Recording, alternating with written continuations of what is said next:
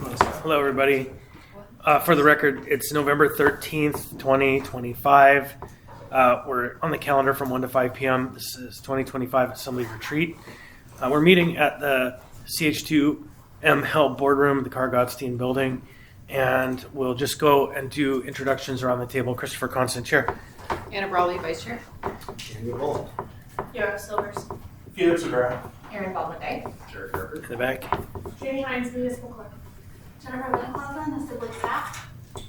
Claire Ross, Assembly Staff, Legislative Services Director. John Gregoire, Facilitator. All right, so that's everyone in the room. We're missing a handful of members, Scott, Zach, Cameron, and Keith. And we have an agenda. I think it's got a lot of work. We may get done a bit early or not. We'll see what happens, how on point and ready to work people are. So basically, we break the day up into really three parts and then a quick closing. So the first, welcome introduction, a brief agenda, some exercise. Also, then the next section is the work plan and goal prioritization exercise. Then there is a conversation about capacity and workload. And then closing comments. Claire had asked that Felix and I provide some kind of homily on the kind of we're soon to be departing. And so, but we'll see if we get there. It's not on the agenda per se, but we have been asked. You probably hear enough of that coming from us over the next 5 months that you don't need it today. But but before any of that, I'm going to ask Jamie to take the lead because we had a really It's been a fun day. fun with an exclamation star up at the side article in the New York Times that is kind of a bit misinformation wrapped around in bad information wrapped around in political activism. So that's relating to our election system. So Jamie, you have the floor. Thank you. So this morning, I sent out an email recently too. I was approached a couple of months ago by a local asking if we would be interested in talking to the New York Times about our secure document portal system, which we piloted in 2025. In 2024, we brought Democracy Live to a Quality Municipal Services Ethics and Elections Committee, and they presented on their secure document portal option for voting, and it ultimately the committee gave us the green light to go ahead. We put the amendments before the Assembly on an ordinance to use secure document portal option for voting, and we got the contract signed really late, and so we weren't really able to publish it too much before the 2025 election, but we did use it.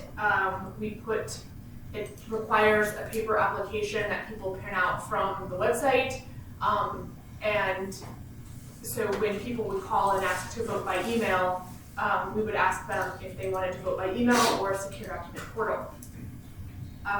Most people requested to vote by a secure document portal, and I'll explain the nuances here in just a moment, but I can't remember how many people we had use it. We had a lot of people who used it, were very appreciative of the system.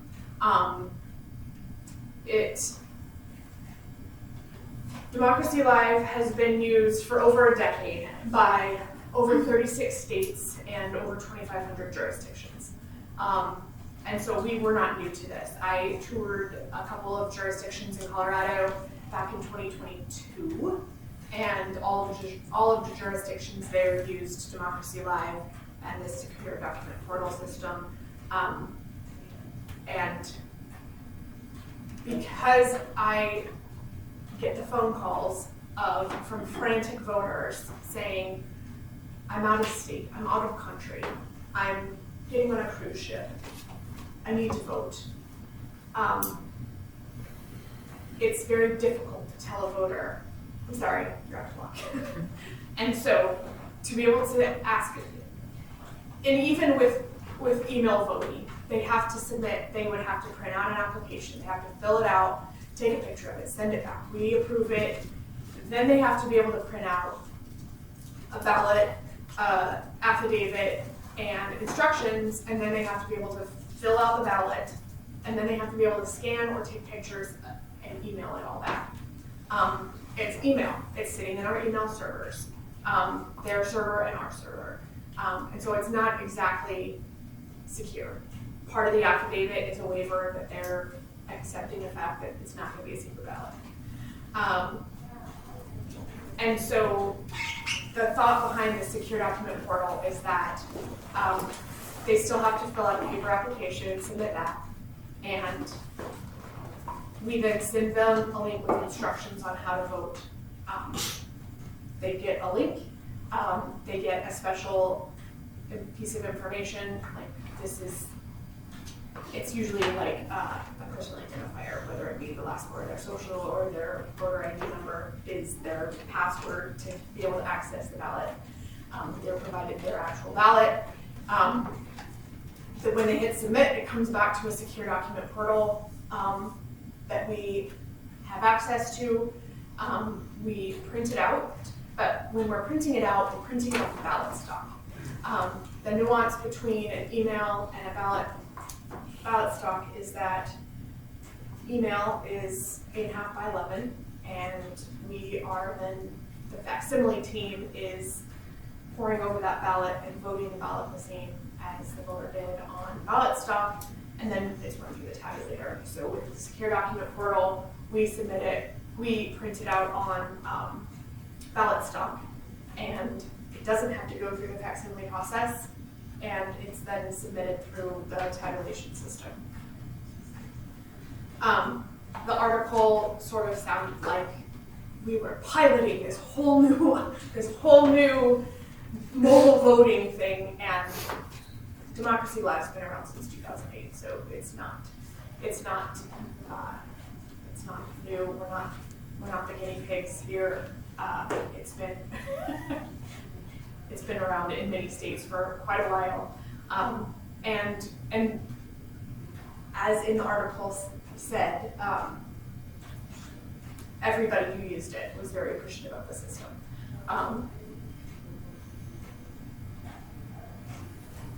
I will say that Liz and I very carefully crafted what we were saying to the reporter, and pretty much none of what we said actually made it into the article. So it's clear that it was a political play, and I regret that part of it.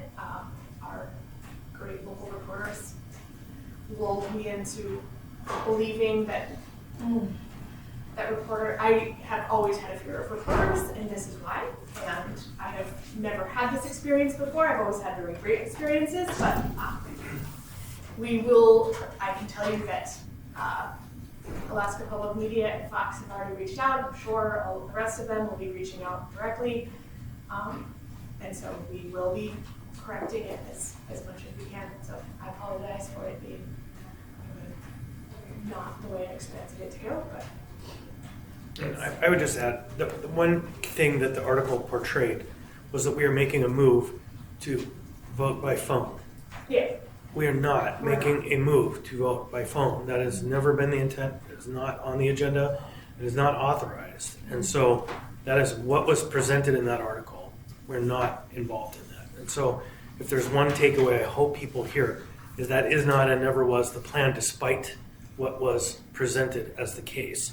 That was an activist using the New York Times to push their cause and using us as an example of what they want to see so they can move their vote forward. But there is no intent, no effort. Right.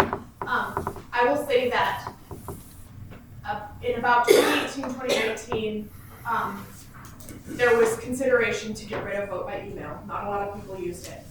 2020 and beyond, vote by email has been used quite a bit. I think 400 people have used vote by email. And so how do this is obviously a need. We don't want to tell these 400 people that we have no way for them to vote. And so 400 is the upper limit of what would be used in this world. And so No, that's a little more accurately. 400 is the upper limit of what has been used. And there is no cap on it, but practically speaking, we're not advertising it. We are not pushing it out. It is only used by those who call and say, I've got a problem. I can't vote. I'm out of town. It is impossible. And we already had a circumstance or situation set up for that, which was the vote by email, which is the least secure method. And so this is just one path. Jared? Yeah, is there any way to track when people are voting by email right now? Like, when you're looking at the election results, you can see, like by precinct and the state, you can see by who's voting by mail. You can't see that at all. Well, you have the number of ballots cast by electronic. You have numbers cast by, they came in by mail, they came in by, We have counts by source. yeah. So I can tell you how many have the number, but I don't have it separated out on the results themselves. Yeah. But it is called out separately. Yeah. It is called out separately. It's in a category unto its own. And so, yeah, the statement of votes cast probably doesn't associate No. to a district or precinct because we haven't built that in, but No, when they're printed out on their ballot stock, and so they are distributed to the ever district or precinct that it belongs. But you to. could It's not. generate a list of all of those who voted by email. I could. You wouldn't want I have to. it- We follow our retention schedule, so those applications are shredded with Right. the retention schedule. So the information at the time is viable to secure. Right. And so, yeah, you can then go, it's a laborious process, it's only 400. Yeah. Somebody could sort by some identifier that's generated that can connect to which precinct. But that's like not the elections concern, that's the Yeah. outside concern. It's kind of odd to me. I mean, there's so many ways to vote. Like how do you get to a spot where the only way you're voting is via email? Like, how does that actually happen? Okay, we have an example. Please tell me how this happened to you. But wait, Why let were me 2 set the days? table a little bit. Imagine, if you will, you are either running or will be running or have run for election, and you pride yourself on voting in all your elections, and your travel schedule screwed up such a way that you didn't get it done, and you are no longer in town, and you are going to be the one at risk of not voting, and then forever he was in office and didn't even vote, would be how you were labeled. Daniel. Yeah, I did vote by email on a cruise.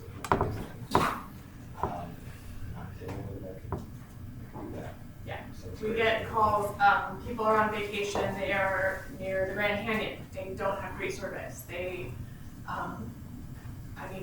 we get all kinds of stories. Specifically, military and overseas, it's very difficult for the ballot to get all that way and back in the number of days that we have, mailing options, so, I also have a constituent whose parents, so they're seniors, she's my age, a little bit older, her parents are really old, they were out of town and they didn't get their ballot. And they had forwarded it, but something happened where the ballot didn't come. And it came pretty late for them to figure out they needed to do something. And my constituent was complaining they didn't even get to vote. I'm like, oh, but wait, there's one more chance. Here's the application. And they got that done and they got to vote. Never missed an election in 60 years, but their ballot didn't come. And Jamie, just for reference, you can also vote by email in state elections, correct? People can have an alternate way to vote in state elections. I'm not entirely sure. I know that they had vote by a secure document portal option in the past, and I don't know, I think it was self-built, but I don't know off the top of my head if they can vote by email at the state level. How long did you say Democracy Live has been? 2008. They are the only company that, I can only say Department of Defense, and that's the only one I can say off the top of my head that I remember. They've been vetted by, This is important. by many, Yeah. So Anna, you have a many question? agencies. Yeah, just because so we can't vote by phone, but this does seem like a good education opportunity for talking to local reporters to just like re-enumerate, like here is how it works, right? And so I'm curious, what are the functions of phone? Because I know there's a voter hotline, but like, so I know you're not calling to vote, but what situations are people using the phone? So before you get there, I will offer that Jamie and I made the decision today that we are going to have a work session at the election center sometime in December, where we're going to physically go through all of these kind of procedures and steps before the election opens in January, so that all members and an invited slate of reporters can come and join us for the fun, so that you'll get a firsthand kind of opportunity. A number of us have been through it and could chapter and verse cite how it works, but new members haven't, and you have the opportunity. So feel free to answer the question, but for everyone who is kind of curious, we will be having an official meeting down there where we're going to do that whole thing. Yeah, so it's called Vote by Phone is what they reported on. You're getting a link in your email. So if you could vote by laptop, you could vote by computer, you're voting by whatever you had to pay. Okay, So you're not making any phone calls. it's a link, and you tap the link, and you put in your code, and then your ballot is before you, and you push the buttons, and you see, and then you hit submit, and then And that's after you've opted into this whole process, right? yeah, you Yeah. filled out a paper application, you've signed it with your pen, you've submitted that somehow, whether by fax or usually email, and we have confirmed that that voter is an Anchorage voter and that the signature matches. Is that the only thing, I'm sorry, is that the only thing about the signature? If the signature doesn't match, we'll go with the identifiers. What is that? There's an identifier, birth date, social security number. So really the same as you would if somebody walked into a precinct and they would do their, right? And then you'd be looking at signature match, Yeah. name match, Yeah. date of birth match. There's not a precinct, voting centers, but yeah. Yeah. So I think that this whole conversation has made it clear that we have an opportunity in December to do a tour and exploration of our elections process again in advance of the 2026 election. Notice of vacancy, which will go out in the first meeting in January. And so look forward to one more meeting, and we'll do it down there for fun, one more kind of tour in the world, an invitation to folks who might have concerns or thoughts to come in and witness at least what we're up to. So work sessions don't really allow questions from the public, but Could we send, make sure we send it out to all the candidates who have filed as well? I'm sure this is something that we get asked later on in the campaign. absolutely. And those, every Well, candidate, they don't file until January. right? And so we don't have that paper, but every, Literally technically, it's- we'll see what Is we that our can. responsibility? Yeah, we'll see what we can do there, but we'll for sure make it known that this is available for them to come. And the clerk does offer campaigns, kind of come in and We see have tours scheduled set up. during the campaign. So that's a built-in part of the process. I also intend, I'll be gone, but to set up in December an annual work session.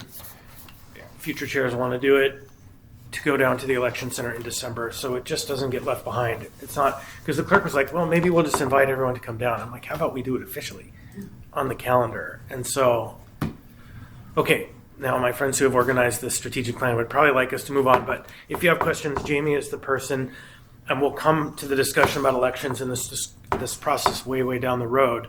But our role is unique in our elections. It's to stay out of the clerk's way and make sure that it's done right, but really it's to stay out of the clerk's way.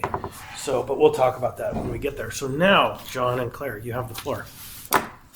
I'll start with some housekeeping. There are snacks behind you and some hot tea. We don't have any water, but there's a water fountain at the end of the hallway and cups that you could grab, and then there's bathrooms at the end of the hallway as well. And I'll hand it over. John Gregoire is with Professional Growth Systems, and we've used them for facilitation for a number of years now, and they seem to understand the assembly process. So we invited John back to help organize this session. So I'll hand it over to John. Thanks. I did bring a bowl of presents, so if you want a little fidget toy, grab one. You don't have to put them back either. They're yours to keep. So great. I want to get started with a little introduction, and because we're doing a retreat before we go into planning and business, it's always nice that I can force you to do something a little different and personal. So I wanted to go around with introductions and have everyone just sort of share a bit about who you are, not necessarily your platform, but what brought you here. What's your story? What's a day, a week in the life like for you?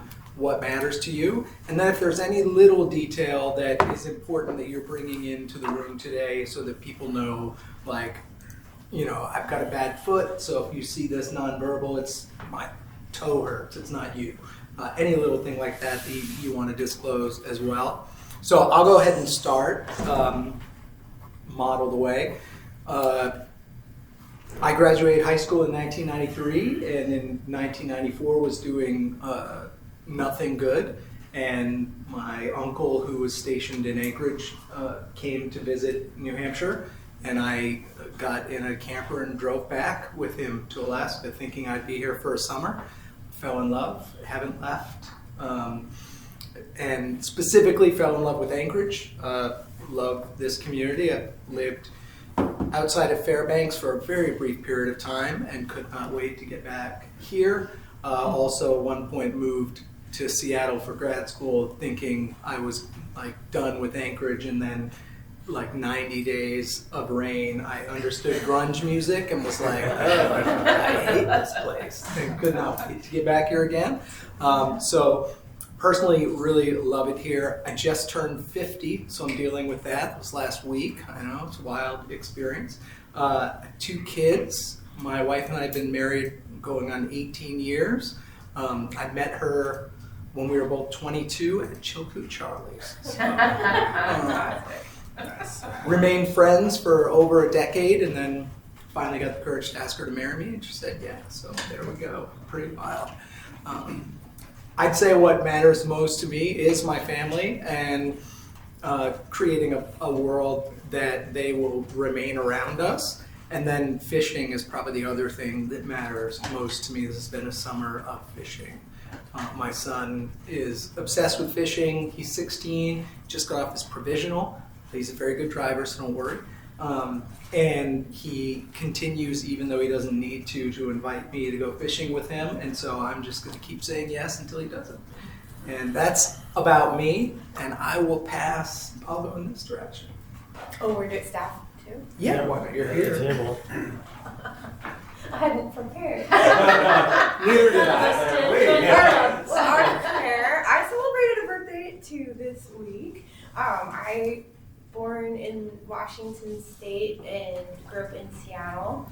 My dad worked for Holland America Cruise Lines. He got me a summer job at the SeaTac airport after my senior year of high school, like holding up the sign and helping people get their luggage off the baggage claim. And that led to a job in Skagway. And I worked in Skagway during summers in college. And then when I graduated, I bought my first car and packed it with everything I owned and moved up here. I have a husband and a son. Son is 26. We fostered him at age 17 and a half. Wanted to be parents for as short time as possible. But then he stuck around. We ended up adopting him. And he, I think a lot of you know his story, that he has a head injury and he's pretty high functioning, but lives at home and can be a little bit extra sometimes. So I feel like maybe we got a little more parenting than we wanted to, but he's great. We love him. And I enjoy being outside as much as possible, like ski and mountain bike most days after work. That's me. Hi, I'm sure. I'm an alcoholic. Moved to Alaska in the early 2000s when I was in the Air Force, so we got stationed up here. And then he got orders 2005 to Texas, and I had to make a really tough decision of whether I was going to move with my family or not. And I was like, well, I'm 7, I should actually probably go. So I did. That's good. Yeah, lived in Texas, Montana, Japan, graduated high school in Japan. Did college in Texas, and then came right back to Alaska right after. Lived in Juneau for a few years for work. Also hated it due to the rain. It's totally over it. On a nice day, Juneau is the most beautiful place in Alaska, I think, but those days are very far and few in between. Live in Eagle River, Eric represent. Have a son. He is, you've all actually probably met him. I think he's been to quite a few community meetings and stuff, so I appreciate that. yeah, that's about it. You can't hide, Jennifer. I tried to, Chris. I wasn't. Ellie's the only one successfully hiding. She's not in the room. Okay, hi, Jennifer. Let's see, I grew up in Texas and got out of there as quickly as I could at 18. And I moved to Colorado for college. I lived in Colorado. My family mostly also lives in Texas, so we do get to go back and see them. And also spend a lot of time in New Mexico. Let's see, I met my husband in Colorado. We worked in a bar together, and we've been married 18 years, I think. I have a 10-year-old son and a 16-year-old daughter. We moved here about 7 years ago. We bought our house about a month before the big earthquake. So that was exciting. Never been in an earthquake before. And I just to say I love Anchorage so much, and also find Alaska a really hard place to live sometimes. So it's like, it's both. So Jamie Hines, I was born and raised in Cody, Wyoming, actually Wapiti, Wyoming, which is 30 minutes outside of Yellowstone. I have a very different opinion of Yellowstone than most people. I get car sick, and I was forced to sit in the back seat with the pines going by their brain like this, and anyway. After Yellowstone off the show. Yes. Yes. I moved up here directly after college. I met my husband at work. We both worked at Moore Heating. I was a dispatcher. He was a parts driver. He started working for First National Bank Alaska, and in his elevation through their system, we moved around a lot. So we moved to Kodiak, we moved to Glen Allen, we moved to Silva, we moved to Haines, we moved to Eagle River, and I thought we were done moving. And then he got another opportunity, and we moved to Kenai. And then I thought we were done moving again. And then he got another opportunity, and then we moved back to Anchorage. And I thought I was going to divorce him at some point. I fell into the clerk profession in Haines. Agreed with Jared that there is 364 crappy days a year in Juneau. There is one nice one. I became a deputy clerk in 2009 in Haines. We moved to Eagle River in 2012. I started for the Anchorage Clerk's Office in 2014 as the business license official. Maybe it was 2015. When we moved to Kenai, I was the deputy clerk in Kenai, became the clerk in Kenai, started as the president of the Alaska Association of Municipal Clerks, or went through that rotation in Kenai, and then after deciding not to divorce my husband, we moved back to Anchorage. It was the election administrator starting in 2022. And then Barbara said she was going to retire and encouraged me to apply for the job. Here we are. And I have two kids. One is 14 and one is 18. They both have torn ACLs.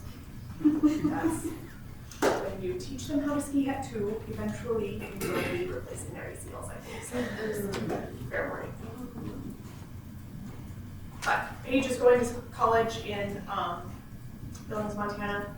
She got a ski scholarship despite having a torn ACL.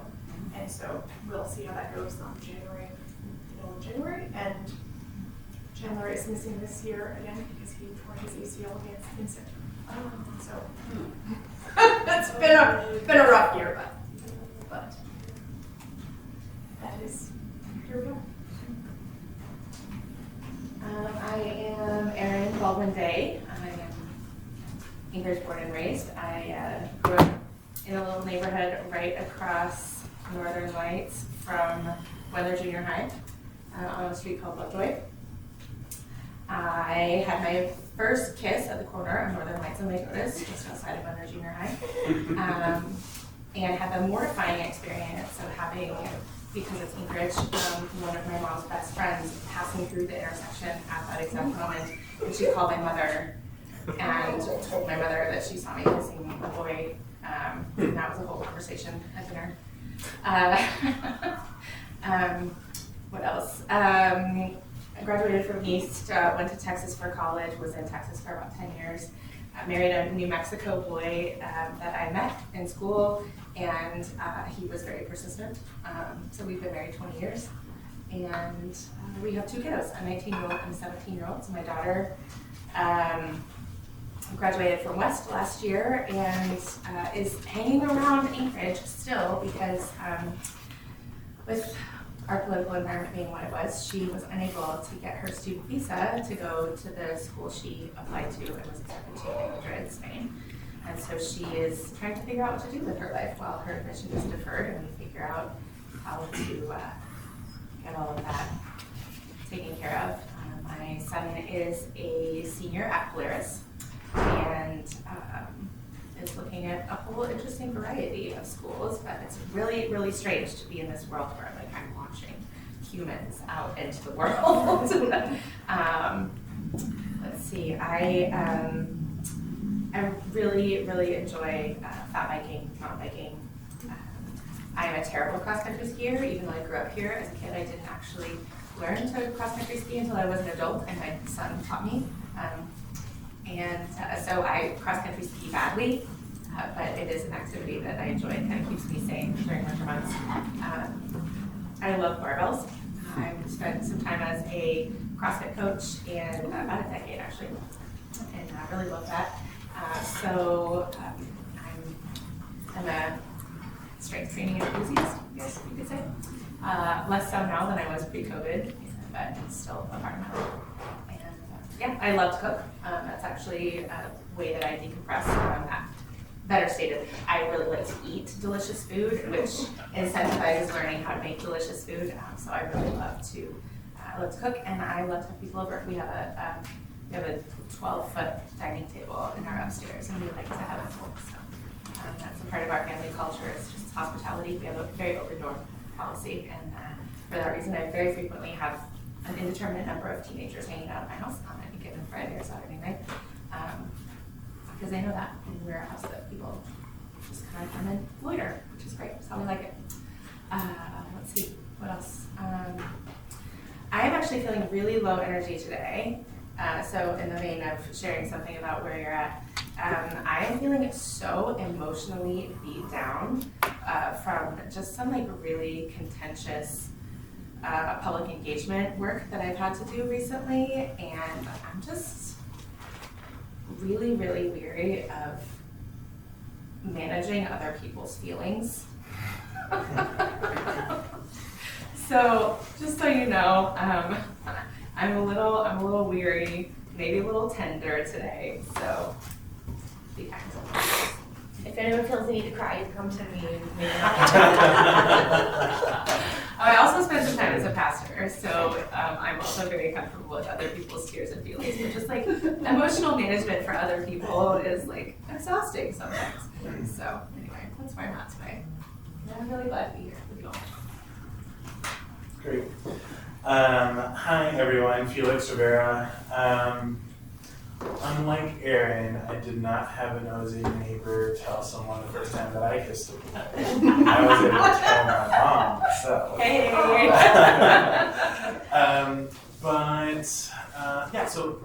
Grew up in a military family. My dad was in the Army.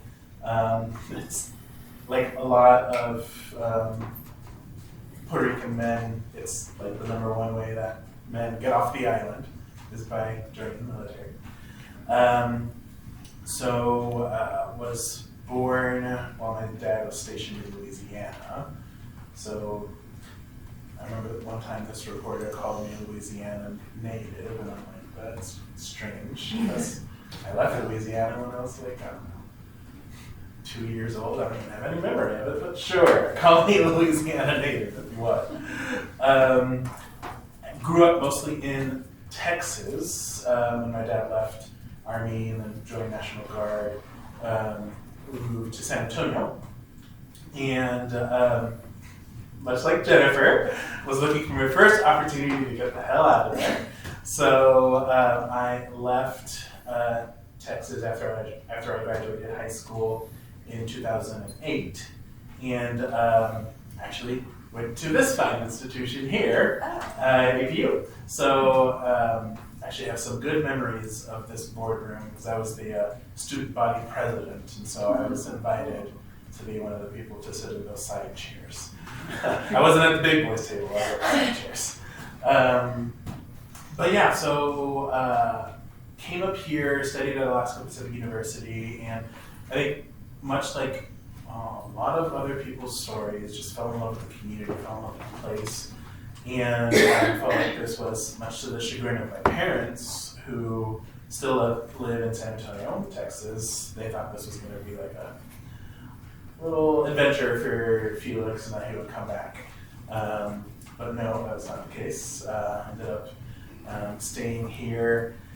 And after I graduated in 2011, did a lot of political stuff, a lot of nonprofit work. And I think a lot of all of those things is eventually what got me to serve on the assembly. I guess since we're sharing a little bit about other things that we like to do, yeah, I, as most of you know, am an avid gamer, so I like playing video games. I like reading. I like the idea of cooking, but actually like making time to cook. I like watching other people cook. I like watching a good cooking show. But yeah, that's probably all about me. You didn't have center of mine. I'll give you the glass of wine. Miara Silvers. I don't like talking about myself. I'll preface this with that. I was born in Glen Allen, 2 kids. I have a dog. Moved to Anchorage when I was 6. Lived in Colorado. That's where I graduated college with a degree in environmental science. And what else was I supposed to say? I like to garden. And that's about it. When Yara says she likes to garden, what she means is she has the most gorgeous, like, I don't even know what to call it, bower. What is it? Like your backyard. My front yard. Yes, Yeah, my like front yard is- huge. Like, it is. She's not just like a gardener. Like I ripped up the lawn and replaced it with flower beds. It's stunning. It is stunning. She's like a master gardener, so don't undersell that. Daniel Voland. I grew up in the Pacific Northwest, Federal Way, Washington. My favorite house that we lived in was a little hobby farm, so we raised pigs and horses and dirt bikes and goat. That was really fun. Went to undergrad, studied biology at Pacific Lutheran University in Tacoma, and then went to optometry school in Forest Grove, Oregon, which is really pretty farm and wine country, about 40 minutes west of Portland, so also kind of close to the Oregon coast, which I really love. Living in that area is where I think I first fell in love with active transportation, being able to ride my bike from the campus 15 minutes to Hillsborough and then get on the Max and take that downtown and explore Portland on my single-speed hipster bike. That was really fun. After I graduated, I was really loving Portland, but I moved back to Seattle. Moved back in with my parents for about 6 months. That was fun. They were living downtown Seattle at that point, and up the hill from the International District. Then I moved to Capitol Hill and then Ballard. So I liked that season. But my Alaska origin story is that I started coming up to Alaska every other month to do remote eye care, so traveling all over the state. I've been to over 30 communities doing that. And yeah, it's just been awesome to be able to volunteer at dog sled races, or see my patients out on St. Lawrence Island go on a whale hunt. It was very just immersive, and then felt totally foreign and different to me as kind of a city guy, to be able to explore Alaska. And now I love anything outdoors, really into wild ice skating, as a lot of you know. I plan to disclose that at an upcoming meeting about Wild Ice Skating Month. But I love backpacking, downhill skiing, cross-country skiing, or just walking juniper on a coastal trail. I feel like I'm doing like a Hinge bio. Single, let the record show. Anyway, yeah, and I genuinely enjoy most days being on this. I think we get to dig into really interesting topics, and there's always something more to learn, and I enjoy being able to help my constituents. There are days where, yes, I too feel drained by some of the public engagement, but happy to be doing this for the time being, and really appreciate being able to work with all of you. Hi, I'm Anna. I am from the Midwest. Also, I'm using my emotional support notes, as I like to say. So I'm originally from Ohio. My family is from Chicago and Upper Michigan, like the UP. I don't have an accent, I don't think, but somehow in there I might have acquired some pieces of one. My background is actually, I would call myself an art kid. I really like to draw, and these are all things that I feel like is a past life of myself, but that's really what I first wanted to be. I got into writing, and then eventually discovered history, became overeducated and thought I was going to become a history professor, decided that was a terrible idea, and then found planning when I lived in Chicago. And so I ended up going into city planning, and that's kind of the pipeline that both led me up here. I got hired to do a planning job with a consulting firm, and then ended up in, not the same as planning, but a lot of what we do is in the same realm. Also, my parents are joiners, I would say. Like, they were involved in their church. I'm not religious now, but my family was raised Presbyterian, and just, my mom was on the neighborhood board, whatever, right? Like, whatever was going on, she would hand out the candles during Christmas, because they would do those little, put lights on the end of your driveway thing. So that's probably my origin story as far as why I sign up to do things like this, community council, all of that. Also, I am a mix of a bunch of things. So I am Scotch-Irish, Serbian, I'm an eighth Filipino, which is why I get involved in Filipino things, even though I look white. If you looked at my grandma, you would see she looks Filipino. But that was never part of our family culture. And so I feel like I am a mix of a bunch of different things, and yet none of those things, which is an interesting place to be as an American, I think. I am hyper-focused on work. I could probably make other choices that would make my life easier in a lot of ways, and somehow I don't do that. And then I gravitate between, this is a great idea and this is a terrible idea. So I think it sounds like we all feel that way sometimes. Also, when I moved up here to Alaska, I acquired a family. So my partner, James, we are not married. We will hopefully be soon, partly for health insurance reasons, to be honest. But we lived together for a long time. He had a very different path than I have. He's from Wyoming and Valdez. He has 2 kids that he had early in his life. And so I acquired a family pretty soon after I moved up here. And so one kid is just turned 21, lives in LA with her grandmother, doing good. Other kid also at Polaris and is a senior. And so that was also interesting to kind of step into that, because that was not in the path that I had imagined for myself. I consider myself straight, but I have a number of queer people in my family, transgender, non-binary, even probably multiple generations back. And so that is a very personal issue for me, even though it's maybe not one where I'm in the space of ally and not identifying that way myself. I have been trying to rediscover all the hobbies that I enjoy. So things like gardening, I like being creative, I like color. As you all know, because I talk about it a lot, we've been fixing up this house, so learning how to do that, and it's very gratifying to be working with my hands, and that work's never done, obviously. So I've been joking, it's been the year of labor for sure, all my free time too. And lastly, I would say when I meet with folks, just to kind of get a sense of who they are, I always say, what's your deal? And not in a negative way, but just kind of like, what are you about? And not just your story. And I would say my driving force is really that I feel, and from all of what I know about history, nothing is guaranteed, right? I don't believe that there is a set end date, that things inherently get better no matter what, all of those things. And so I am driven by the fact that it takes effort to make things the way that you would hope they would be. So that's why at the end of the day I'm here.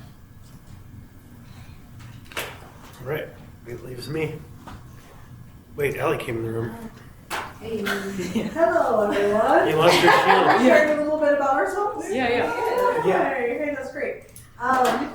Hello. I moved to Anchorage from Denver in 2017 and worked at UAA for 5 years, advising student organizations. I was in student government myself at SU Denver, and found that to be just such a fulfilling evolution of my being in college and a way to make an impact. Actually, fun fact, if you go to Denver, you're driving around downtown, you drive down Spear Boulevard, and you'll see a building in the SU Denver campus that's right there downtown, with a huge rock wall that hangs over the boulevard. That building has my name on it! I helped carry forward a student referendum for a student fee to fund this student wellness center. And it's my maiden name, so R.I.P. Allie Creasy. But it was this really profound moment that helped me realize that one person can make a big difference. I had a great boss right out of college. I worked at the institution in institutional communications, so branding and speech writing for the chancellor, and my boss encouraged me to get a master's in public administration. So when we had the opportunity to move to Anchorage, I pursued my MPA at UAA. Pro tip for anyone who's looking at higher education, you should work at the institution and use that tuition benefit for your own gain. Take classes and get a degree for cheap. And being involved and seeing the way that students live in the community, right? UAA is a primarily commuter college, so students living out in the community are affected by the choices that you all make as the assembly every day. It got me very quickly connected to local government and paying attention to the legislative process and the issues that you all were dealing with. It was super fun to talk with students about things that the assembly was working on.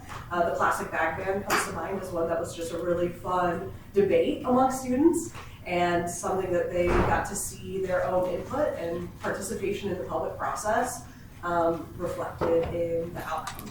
So that got me tuned in. I got the chance to connect with the elections team and do some work, and theretofore unite with Claire and Jamie and join the team. And it's been a super rewarding few years. I tell everyone who asks that working for the community has just been an amazing experience and super rewarding to pour oneself and one's talent into the community and see that benefit with residents for years to come. So thank you. All right. 166 days, 6 hours, and no minutes. That's where I am right now. Not that I'm counting. So, I am from California, born in Santa Maria, a small farming town. Lived all over that state in the north and the central parts when I was young. Went to college, Cal Poly. And came here out of college. I went to DC for 6 months and really hated it. Was too mendacious. And so, but I came up for the holidays to Anchorage. I have family up here. And the airline I came up on was Western Pacific Airlines, which no longer exists. It routed through Denver. And I should have known something was up, because as we're pulling out of the gate at Denver, there's Bart Simpson, like 15 feet tall, on the plane next to me. And that was a Western Pacific airplane. And I flew up to Alaska, and the next day they went out of business, and I had no flight home back to DC. And I took that as a sign, looked around, and realized Alaska had claimed me, and that was 1997, a while ago. And so my first work was in like Covenant House, helping kids who were homeless on the streets, and at the Volunteers of America Arch program, which is a residential treatment center for adolescent addiction, serves kids from statewide. And I did that work for a few years, became a counselor, kind of the highest level counselor you could be in the organization. And there was this one kid, our ritual at the end of a treatment course was to have a final group. The group is called Hopes and Fears, in which everybody gets around the kids and tells them, my hope for you is this, and my fear for you is this.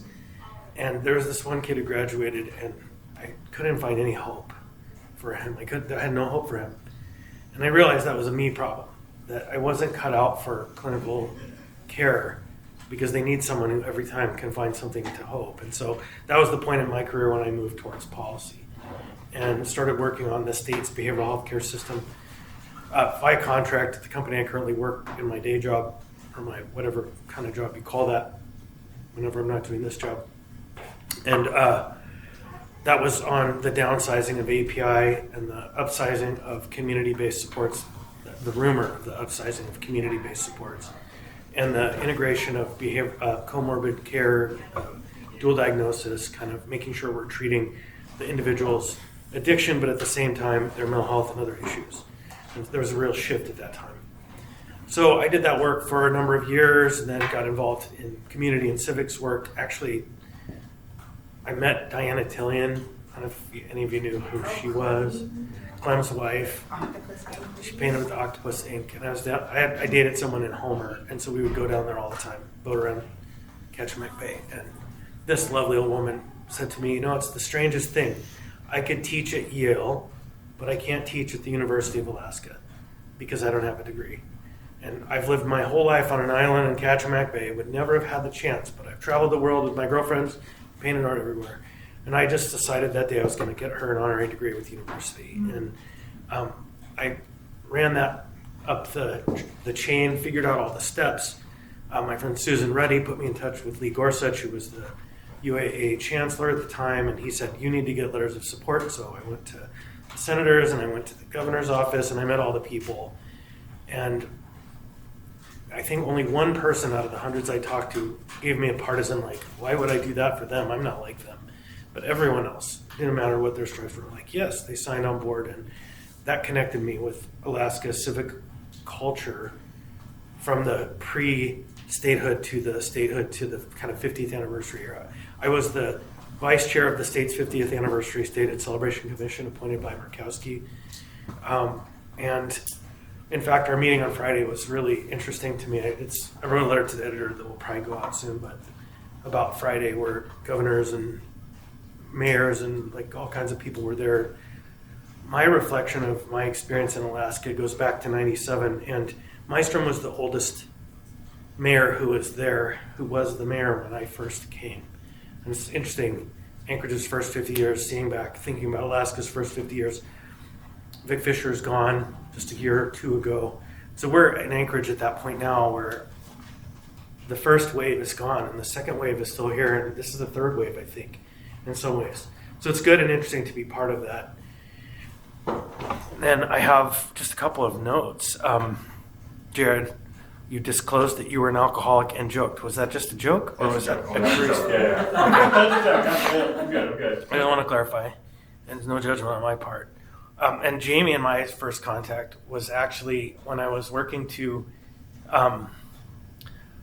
end a liquor license that was not working very well, and it was causing more harm than good to a high level. And I have letters that I found as I was cleaning out my office that were signed by Jamie in 2012, 2015 or something. Wow, the world's how they collide. What And- license? Huh? What license? It was Spirits of Alaska. Oh, And yeah. it was the second one in the middle of the Fairview neighborhood, and now there's none. And the neighborhood is better for it. And I'm not anti-alcohol, but that was a real harmful operation. Drug dealing across the counter and sex trafficking in the streets and big parties overnight, and it was really It was intense. a traumatic assembly meeting for me as well. Yeah. I'm just gonna say. It was. And the right Training thing. came in put the microphone into my mouth for me because I apparently couldn't talk loud enough. What's interesting is the power of an assembly member. The assembly as a body is really great. And Dennis Wheeler was the municipal attorney at the time. We killed that liquor license. And there was no procedure for a liquor license to be revived.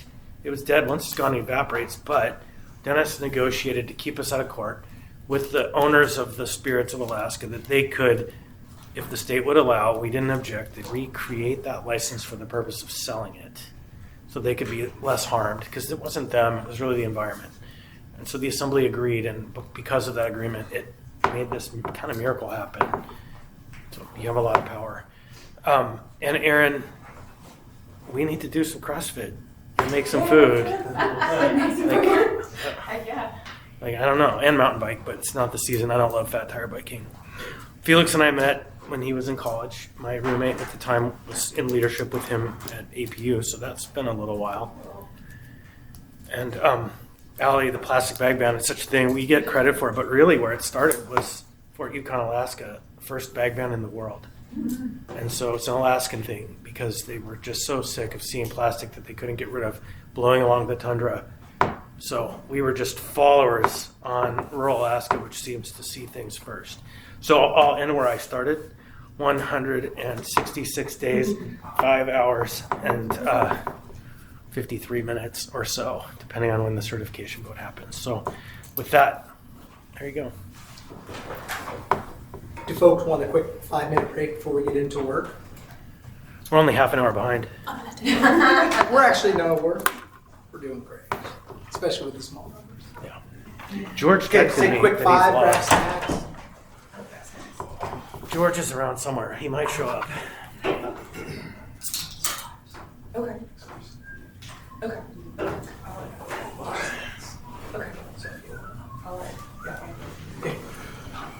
Yeah, we'll do that.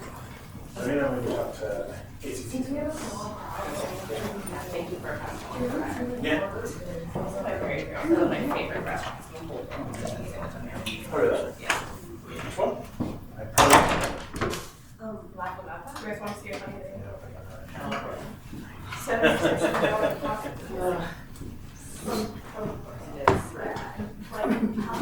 It's my favorite.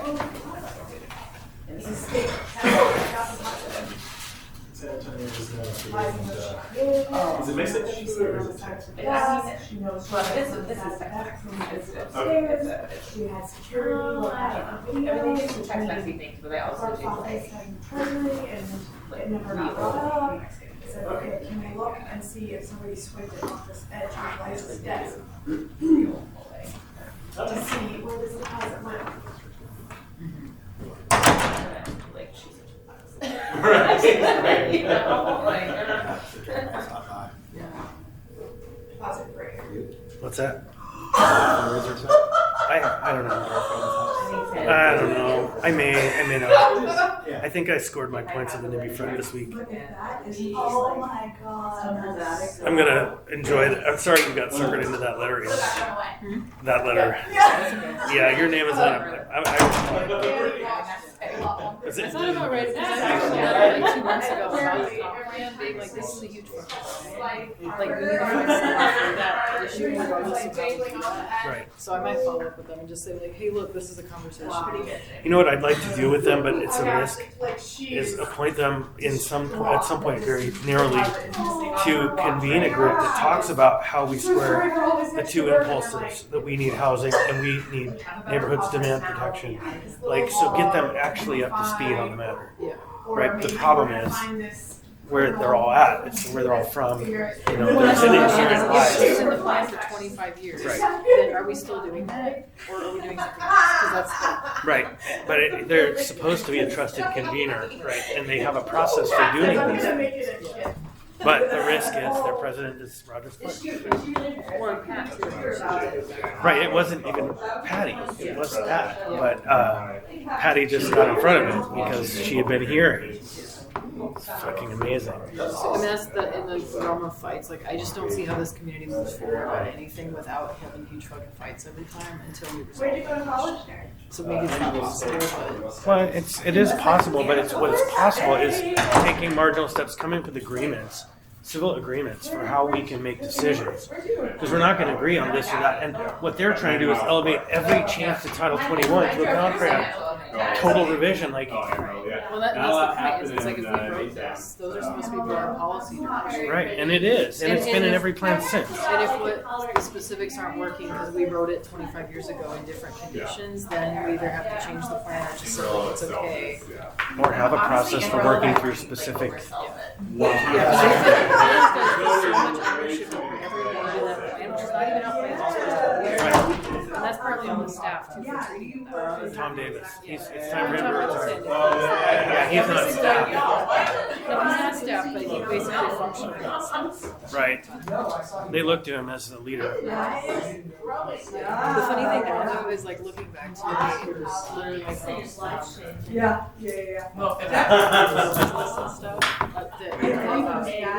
because of the position I'm in right now. Right.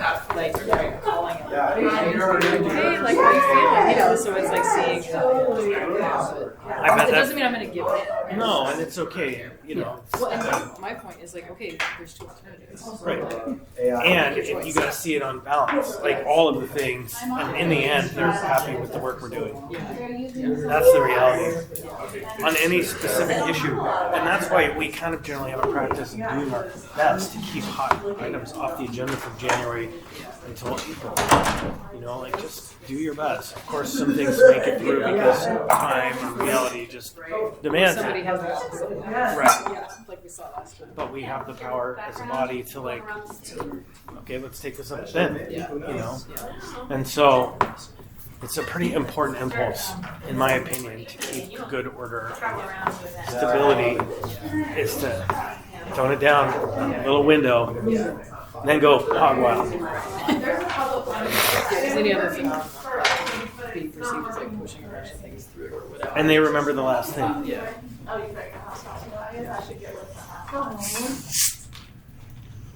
It's a nice feature. It's really good. Yes. Speaking of the old days, I was going through my stuff, you know, because like just consolidating. I found this like, do you remember Touch Community Works? They had Oh, yeah. And I found that for the Love Berkman's those guys. operation, and it was like this little poster that we did. Nice. Prints, and I was like, Yeah. oh man, that's a different world now. Oh, what a different It was world. literally just 10 years ago. We have such great candidates already. It wasn't that long ago. I mean, maybe next time. It was funnier just to think back like where I was to like 10 years, like much more like naive, not as involved in that stuff, but definitely still involved in the council and like the very local things. Hey, Jamie, would you check the article? It's been updated Yes. and verify the updates are good? I mean, they made the switch from. As long as they say that we use Democracy Live, not that's the only switch he said he was playing. I can't tell. I don't know if Democracy Live is still. Right. Yeah. It's been surprising. I think there's confusion on his part about the technology because Yes. when we said, can you make this change? He said, I'll reach out to Bradley and Brian. I was under the impression this is sorry. And then he replied back and said, I will update it. And no, I think there's really, like the fact of the matter is it's a transmission that flows right into your product. Well, in other states, use it and fly directly from the system. Where you can go, a link or website and you can apply for it directly from the system. Where you just put your voter ID number and then it gives you your ballot. Whereas you're doing Where you have verification. to, yeah, you have to submit an application where we confirm that you are who you say you are, and then we send a ballot to you at your place that you want. Where did you teach CrossFit? A couple places. So I was at CrossFit Alaska for 2 years, and then I helped open Redox CrossFit, which just closed actually. This is sad. But I took sort of quasi-retired from like regular coaching, and I mean, it was very healthy when I in 2018. It was a gift. I needed to reclaim some time in my life, but continued to do Like right now, it's gonna be rehabilitative programming on kind of like a case-by-case basis, and kept working with a lot of yearly basketball players who are kind of in the like weird shadowy middle ground between being discharged from physical therapy, not being quite ready to return to sport. So did some freelance work with some of those guys and wrote programming for friends. I haven't coached formally for a while now, so. You ever run across Bill Miller? Above some of the knocks, you like those two knocks, and it'll. I just take classes with him, but a lot of people in the CrossFit world. Like a little short stocky Bill? Yeah, bald, ex-cop. Bill Miller, that's CrossFit, Northern Exposure. Yeah. Is that where he is? Yeah, he was at CrossFit last week before Northern Exposure opened last week. Vic Nicholas. Yep. He's a firefighter now. Yeah, I know. And like, so the coach that hired me was Tony Freshers. So, yeah, I was at. Well, I mean, I guess that there was a period there where CrossFit Alaska and CrossFit were the only two games in the town.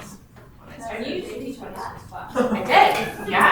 That's how I know Yarrow. I coached her husband in CrossFit. You can say, Just kidding. Jamie. Yeah, so let's jump back in.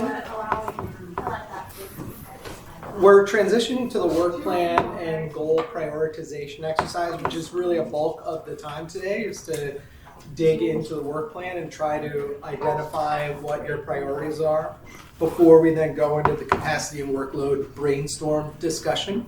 I believe I'm to pass it Felix to sort of set the stage about this for you, give you some background of how this work plan came. I'll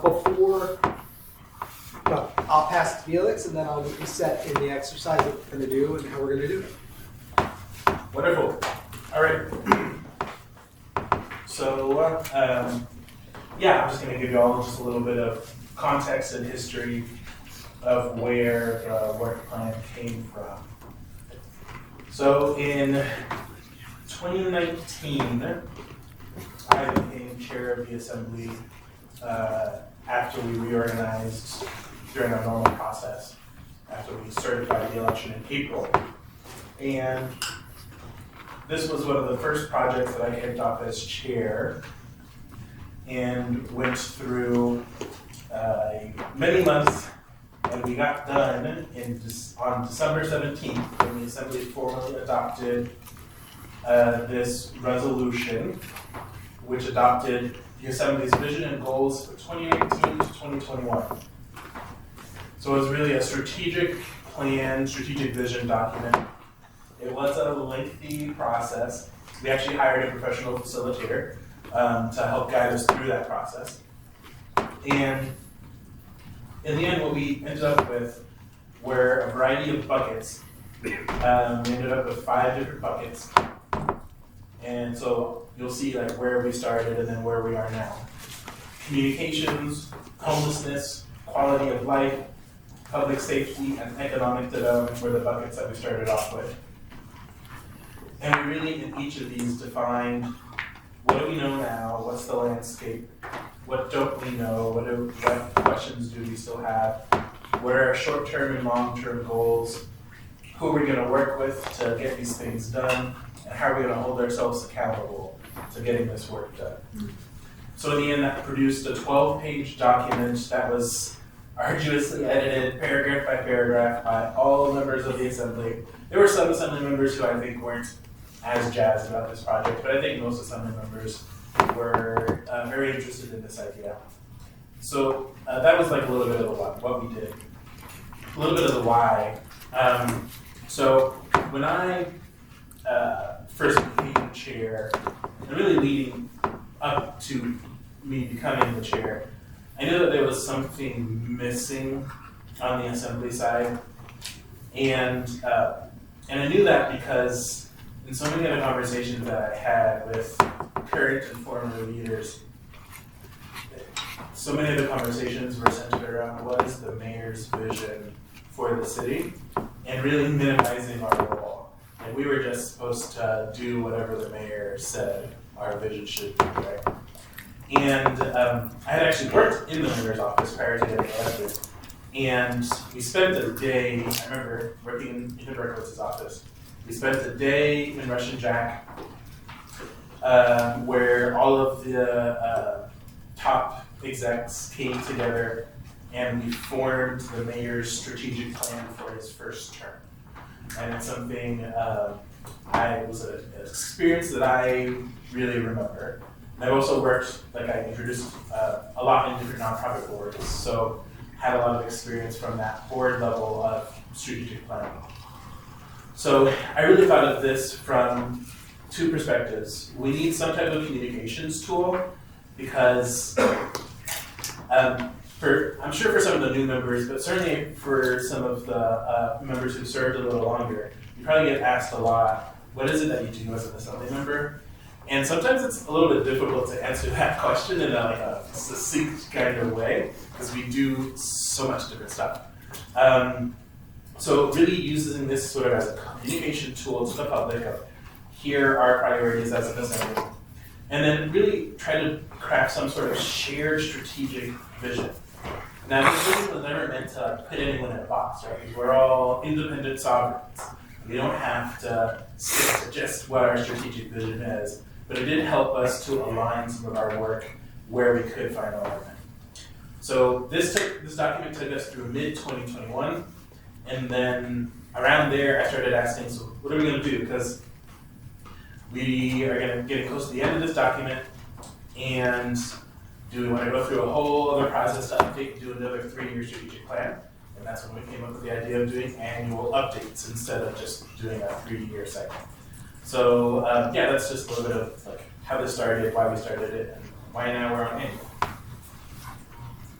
I guess I would just add to really tap into what you made a point about this kind of, it's interesting because there's a strategic plan, a direction, it's general guidance, here we're going, these are things we're working on, but every member has the right to be doing whatever they want to be doing. Some people look at that as kind of a hazard, like we have this plan or we can't have this plan because we have these individual efforts. I have come to conclude that having those two directions, if you will, that are parallel-ish, that are happening simultaneously, might be going in different directions, is an asset because we are all independently connecting with our neighbors and our constituencies and have our values, and we have these shared efforts. I think we heard someone last week arguing that it's not like a regular board where the board gives direction and the administrators do it. Right, that's actually the beauty of it. That's not the bad part about it. So I just would offer it's worked out really well. Can I ask? You're one of Sorry.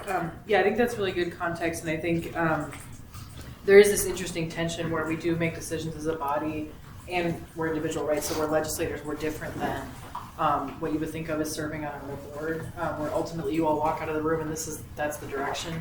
But I do think it's valuable, and something I guess as I've been reflecting on, thinking about this retreat and why it matters is because in terms of the culture of the organization, it changes with all of us, right? We have our staff that is some continuity, and depending on how long folks serve, they provide continuity. But ultimately, we have to continue to build the culture of the assembly, the culture of the institution. And so this is one of those ways to do that. And so it doesn't mean that we all, say this is the only thing we're doing, or that we're hemming ourselves in. But I think it is something important to keep in mind. And then I think I would put on the table that every member has some responsibility to contribute to that culture or institution in some way. So it doesn't, again, mean like we all agree on this, or we all are saying we're only going to be doing these things. But I think like because of term limits and just because of the nature of this job, it is up to the 12 of us to take some ownership of what this body looks like. And so I think that's part of the goal too. And so it doesn't mean it needs to change. This isn't the only way to do it. But I guess that's a question I want to put on the table for all of my peers to keep thinking about through this process. I'll add those 5 categories that Felix mentioned turned into these, this is the backside of the 2024 accomplishments, turned into these 6. And then last year it got turned into D7, so that's every year the body has kind of tweaked it as needed for the times. And then at some point you started adding top priorities and it's kind of weird, and Cameron is kind of complaining, like, how do these match this?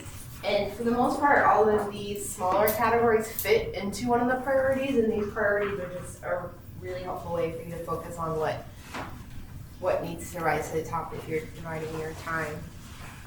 I would offer a slight nuance that all of those things that are on those lower boxes are things that people have said. I'm going to work on this, right? We don't have a team of staff that we send out, go forth and do. We have teams of staff that help us go forth and do. And so every one of those items that makes it on the list are with people who have raised their hand and said, I will work on that. And so if nobody worked on it in the year, it's fair to take it off. No one's going to actually work on it, but this is not us projecting on a staff that doesn't exist to do things that we want done but can't get done. This is where I raise my hand and say, I'm going to do this work. That's a very important piece for people to recognize. We do the work, supported by the teams. But I might also just add that, to Felix's point, it is also a communications tool, and one of the coolest ways that I've seen the work plan used is as as Jamie and Claire met with department directors, being able to hold up the work plan and say, this is what assembly members are looking to do this year. And so to the extent that the administration can support or provide that staff assistance, right? It's helpful to be able to say, this is where assembly members have served. Would somebody mind sending me a PDF copy of the work plan, probably like the most updated version? Because I still have one. I'm working on one computer that's not up to date. So our goal for today is to try to identify what your priorities are going to be moving forward. So to start, in the interest of making it somewhat manageable, we're working with these four: housing action, energy infrastructure and transportation, public health, safety, quality of life, and good government as the four areas. The idea is I'm pivoting a little bit because the numbers are small. I'm going to break you into two groups, and we're going to complete World Cafe style exercise where you will rotate to each of these different categories, brainstorm whatever it is legitimate brainstorm, thoughts, ideas, whatever you want to put out there. Then you want to evolve that brainstorm into actions that you think should be assembly driven and actions that you think should be assembly supported or have assembly involvement. And the idea of doing the brainstorm first before you go to the actions is that you'll evolve what you articulate in actions and write a better action, something that can be done. We'll have you go to all four categories. There is a fifth category over here that's other, and that is you feel like what this thing doesn't fit in any of these four categories, but we want to get it on the table and note it. And so at any time during the exercise, if you have an other, write it down on your piece of paper. Did everyone grab one of the, I don't have the example of your... Yeah, they each have it, your own. You have your own work plan notes page. So just write that down, and then when we're in transition between, you can walk over to the other and add it to it. So we're going to do this in iterations. You'll probably visit a couple of them more than once. We'll have sort of a lightning round at the end for you to take one last look at it, see what the other group wrote. And then we'll prioritize. I'm going to give you 4 stickers and let you choose 4 things that you would prioritize just to see what emerges. That doesn't mean that all of the other things won't happen or that you can't prioritize something else. But if you were forced to say, these are the 4 things that I'm going to make sure happen, you do that. Once we have that picture and you can step back and see it, then we'll transition into the capacity and workload discussion. How are you guys going to make this a reality? How are you going to work as a team to execute these things?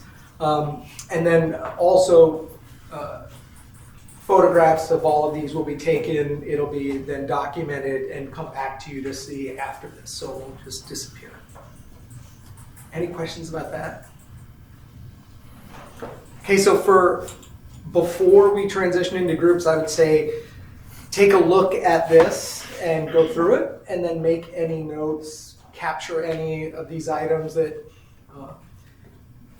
you want to make sure, especially if one of these bulleted items is still in process, isn't done, needs to be done. If one is done, and it's not, you don't need to put it up for future priorities. If it's accomplished or is going to be accomplished in the next 60 days, you don't necessarily need to put it up there. So go through the bullets, identify the ones that you want, and then begin brainstorming, thinking about what's not on here that you want to add.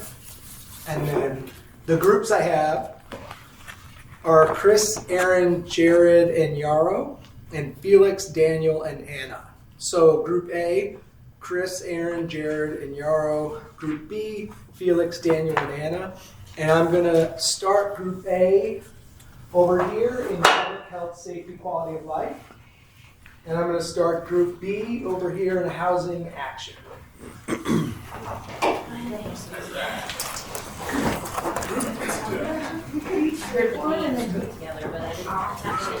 So you can have about 20 minutes, 15 minutes to brainstorm. And for the first round, I really want to focus on brainstorm. Hi there. Are these pens for our usage? Yeah, you got some markers here. You can grab your own. So we'll still essentially assign the station. Fall asleep when you guys go over. Listen, just because you're a short timer. For your future. There is a close connection, yes. Okay. Definitely start with a So increase affordability to. I would like No, to you are. see That's us. perfect. Or confidence. That's it. You're right where you Are you are. volunteering to write? It's We're just just- doing this piece first, right? We're just doing this. Yeah, we're starting to brainstorm. And then they'll move to the next And one. then, yeah. Oh, so, If you have a ballot, I don't want to be too controlling. If you've got a, I'm just writing what you write. you can I can, jump I and put stuff in can. actions. I can write. I was just You want to writing. start with the No, brainstorm. that's what you're supposed to do. That's what I'm supposed to do. Well, I mean, anyone is. But anyone should write.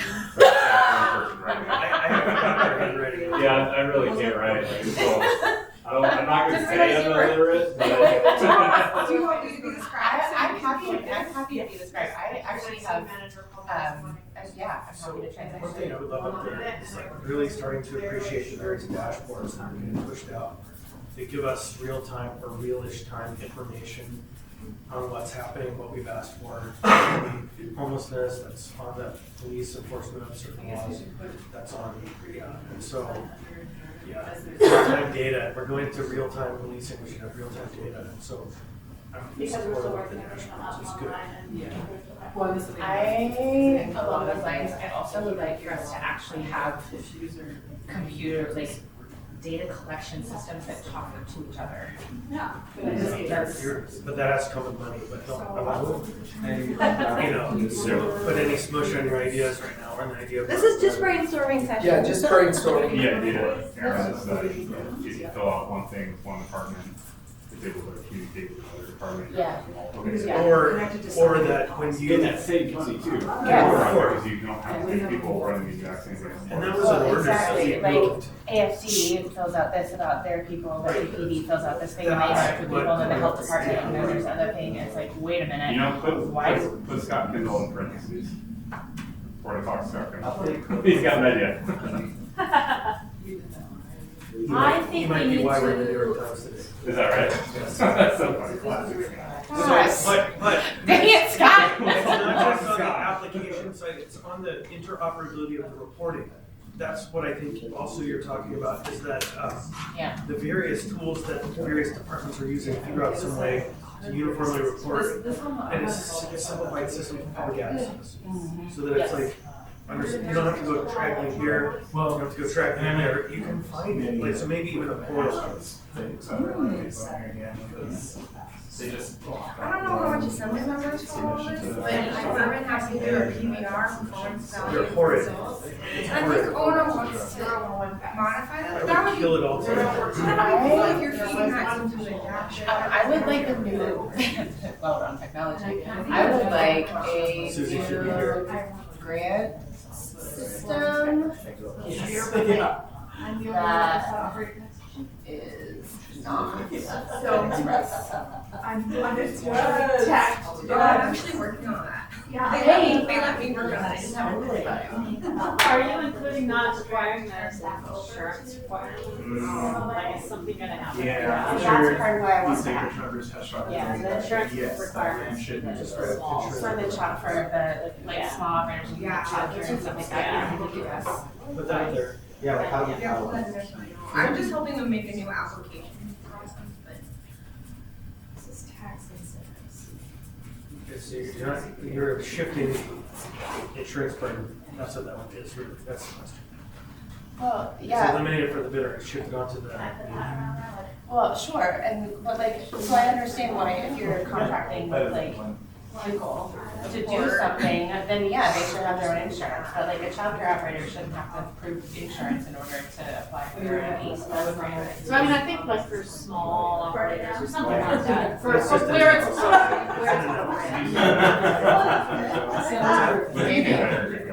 Oh, yeah, probably. Yeah, but it's in the. Yeah, but it's a part of the You know what, Public you know what, safety, you know what John public said? way. You can put it multiple places. Okay. Also, As long as Karen does it, my office right now. also Gigi. So for directly related to public safety, yes, I think that we need to start addressing better illegal drug use, public drug use Enforcement. in our community. Goddamn enforcement. Write that up. Jared said. There you go. That's simple enough. I just gonna offer that we need young police officers to do it. And even if we get to our full complement, we don't have enough for the demand. That's the reality for me. And at the NAHD. I'm working with, this is something I'm actually already working on, I'm working with Cameron on a human trafficking push. So I think that would be a good Anti-human trafficking. anti-human trafficking. No, it's important actually. But I think that'd be a really good thing that we can partner with, not only us, but, governments in the mass too, and to make sure that we're a coordinated effort. It should be with all Alaska. It should be, but, that requires state legislation. Well, but the reality is, folks are coming in on our airplanes at Ted Stevens Airport and entering into the sex trafficking scheme. The invitation with that girlfriend, who's in it and stuff, right? And so, We've got about 10 more minutes. Yeah. so if you're gonna reach out to that too, we should also be doing. Well, I mean, we have local partners here, right? Like, we do have, like, like UCC, like, we have tribal. Yeah, they're mostly local. I would love to see eventually the Office of Rural Affairs is like A building that is going. single point of contact for bridging the gap between rural Alaska and Is that here or is that there? it is a public safety or public issue. Because ultimately, we end up owning and possessing people who are coming in from there and they fall into the skids of the traps and they can't get out. And then they end up in the sex traffic or the drug traffic or on the streets or, right, and so it's like. Or we have somebody who's getting discharged from AMC Discharged to camp. Yeah. Reentry. Say what? Reentry efforts.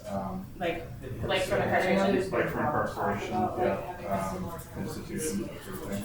I recently did a simulation and I got sent back to jail for single weeks. Dang it, Jared. The reentry program, something like that. Believe it or not, it's not a crowd that's very fun. But Do you want our team to we do you want recognize a lot of from the campus.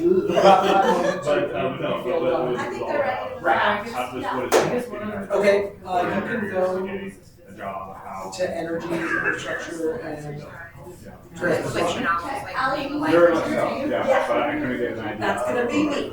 That's your jam. It's crazy the state doesn't think we're going out the door. Yeah. It Well, just this has literally been instant custody where they have verified your identity. They know Why? exactly who you are. Why do you not get Yeah. this? They give them a voucher now, but if you lose the voucher, then it's, and also like D&D doesn't always have the best staff. And it's tricky. Yeah, shocker. It's just crowded and underfunded. There's not enough of them, and there used to be more. I added a second AFT Academy 2026. I agree. And maybe a third. But if they do get to the 80 retirements that have been identified. I'm not sure if it's Yeah, then So they only have one plaque? Yeah, generally they they only only do do one one a year year. generally. Oh. And they did none for a couple of years. And now we Oh, are wow. super. Not because they didn't want to. You know, maybe opportune. That's crazy. Yeah, this is like a 2027 thing. I want to hear more about this. That's I hear there's a story. No, it even happened I sense before. a story. It's just the inevitable punching bag. It's always there. The budget is balanced, and so it's expensive. Anyhow, there are some years where you don't even get that is an unarguable statement without any latent political values. So, And we have people retiring. a massive wave of retirement. And we have voluntary separation.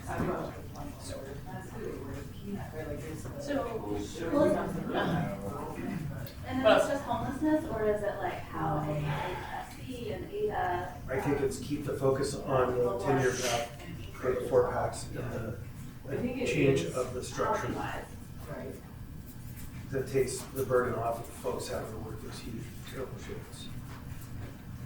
That's like a major, that's beyond any of your terms even. I mean, I think we need to start, and I think it's already started, I think it's in process. Is that a fourth platoon or a third? But I think continuing the work around getting a lot of these mental health calls off of the place and Continue the developmental. Yeah, MCT. I think. yeah, like that's work that's fast definitely systems. And that has been, I mean, and that's has been been working. successful, but we need to not go to sleep on it. Agreed. Yeah. It's in the code thing, but it's still not. The kind of calls I get is the same as at a fire board meeting with the volunteer fire department in Chudiak, and it's like, yeah, let's scramble to help a lady get a cat. You give about 2 more minutes. I thought that was just That's a me. traditional fire department. Yeah, duty, I know, not- not a mental health team. Yeah, it'll get out of the trees. Well, some of them will, some will die. I was over at Station Moore for a visit, and the entire time I was there, like, nobody came back. There were so many calls that, like, Jamie, I think I found it. every rig was out, and they just kept being out. So, Yeah. It's At by one point, I couldn't get out of there. Title 22. It looked like you were out there. They're like, here's a hose. Bring it to work. Fires. Anything else? All right, let's have you rotate and have this group go over here to good government. Yeah. Thanks. Grant system is not that Hey. express and- Welcome to Energy, Infrastructure, and Transportation. Thank you. I'm here to be a point of reference for this station. So, I'll start by posing a question, because I've been puzzling, it's similar to the affordability, is where do we think our role on energy issues should be? Because obviously there's like, there's all these things that are like not on us, but I've wondered what if anything we're even supporting. I'm really curious about how we can tingle. I think we scheduled a work session or recently had one about the undergrounding, utility undergrounding. Yeah. Because I'm curious about what's happening, how those things get programmed. What is for that Yeah. project? I don't know about the. Yeah, by the way, all these like outages and stuff, like that's being stopped. Yeah. So, Yeah, just right now. I think I would hang this. Or, I mean, you could put Hang it the first. hat. I think in theory, we're putting, but yeah. the waste to energy project is a, Oh, yeah, that's a good one. Yeah. so that's one that's like directly overseen. Yeah. Yeah. Right. That's like an admin one. Like we should do what we can. So, I would like us to. Maybe we say like, I think it could be both Chris. I think it means good government. I don't know if I want to say green energy. Good government was like. There's no other place. Well, yeah, Oh, for as a our project, original, yes, WTE, and then, I mean, But it's, there is an other section. I guess the question is like, how involved do we want to get ourselves with municipal infrastructure and I feel like when we make the services. yeah, elections. Yeah. what's stormwater utility? Yeah. Oh, yeah, that's all. Yeah, because I think it's in code, right? So really the formal role is setting it up. Yeah. So And I could say like, streamlining and moving right to page, continue to just like the food bill or maybe. Vision Zero. For people to do things in municipality without them getting involved. I think going back to your question earlier, Anna, on affordability, so I agree that I don't think the city's gonna have much of a role with ING, but what we will have to deal with is the impacts after, right? Let's say it gets built, I think a lot of us. and let's say Right, prices like a go lot up of dramatically. permitting, What a everyone's lot of that predicting. is caught up in red tape. Then Small maybe business. where are people gonna go? They're gonna come to us for help, right? So I think we're gonna have to define what our role is there. I mean, think about the calls that emails you get. What are the areas of emails you get that are like, just kind of maybe patterns of emails? this is a question. Yeah. Like you know, revisit CASA, CIP, before scrapping that and starting over. Yeah. Would you consider? Well, I think as it's written, but Yeah. this seems to say that we need to have one, so I think that's, like, we're not scrapping And that. now, but they didn't have a, well, sorry, they didn't have like the advisory boards that they did. Right. So I think that's a project. I'll just say CASA, CIP, revisit with advisory. The department's meeting, who? And so in June, we had a section about updating.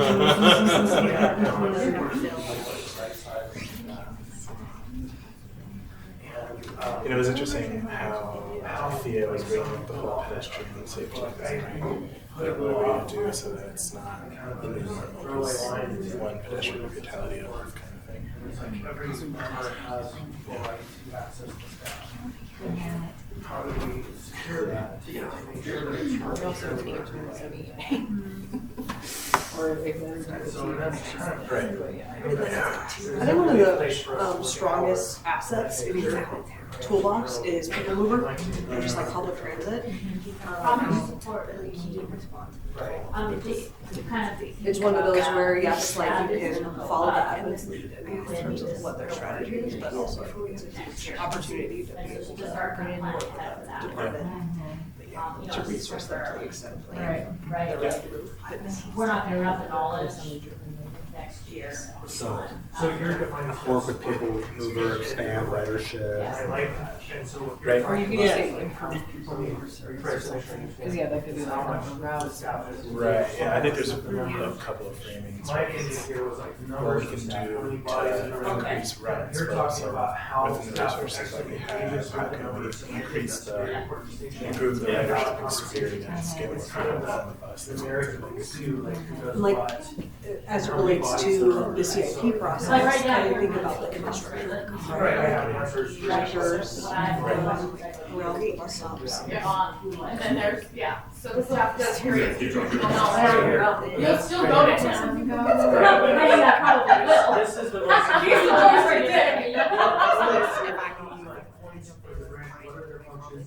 Like some process to better understand that. I think it's very important, like, piece for the members who are the process of this whole thing to understand. Should give you about 5 more minutes here. We should write. And I think that's, you're hit on. Oh, So it's like- yes. I can remember when I was in this spot, where I was thinking, it just happens, and then you get tested by throughout. Okay. What else? What's like something like So, yes, having a clear understanding of how the transformative for like, what's like a goal, There are audacious numbers goal to try for to transportation? work it everything on staff. Actually operate the brand and do it all. Okay. I mean, really, like you could take every step or every, drop a line. You'd solve massive. Or like dedicated bus lanes, can we see that even on like municipal? Explore dedicated bus lanes or right of way, give buses right of way? And the money for aid is so slim that, you know, you can buy some. Yeah, because we do have 15 routes, so in theory. That means like answering your email. I would never let someone. And then those are the places you probably. Well, what did you have Skyler do? Well, there's the trade-off, the routes versus. He just did research projects, Yeah, right? research. Do we also want to put on here, Like real time. automated enforcement? Right. I'm sure there was kind of like contract. Yeah, because I know other right? people have like routes. Let's list it. We need consistency. I'll put it with a question mark. Yeah. There's some interesting, Because our going through the budget. like, I think it'd be good for student too. Is such a freaking mess. Well, guess what, if you can't open the officers, that's an officer who's just a whole. Like not consistent. It also It's just not consistent descriptions, things put under the wrong thing. Well, except Found everybody carpet who's cleaning is under like, I was wrong. Right. Yeah, no, I think it's a fair question. Also- Because people say like it's a huge issue. Now there's automated, you got things like power speakers too. So they should have put it in Maybe and there's- clean it and then Yeah. transfer it to us. That's not. They just- You know who violates that? Who knows? because they know nobody's taking it. They've got access to it. I always make it Yes. Not hair turning gray. One thing I would be interested in doing is So on the list, we have an assembly review of housing the speed tax studies that have been done incentives, on the school facilities over the last 5 years. Wait, I think I like feel having. like we just need to go to slow the speed and if not, write a record, so. Conversation about. Yeah. That sounds like a good thing for the January transportation. We can take. But I was just thinking, it's like, because one answer is like, is that yes, but I think it's not really that, so. You could bring that up. MOA workforce, that's happening. Let's get voting by phone on there. Because you're. Somebody take a picture of it and leak it to the press. Scott, you won't believe what's going on?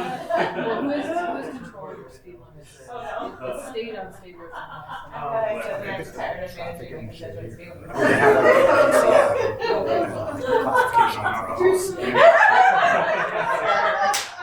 Not here to manage your constituents.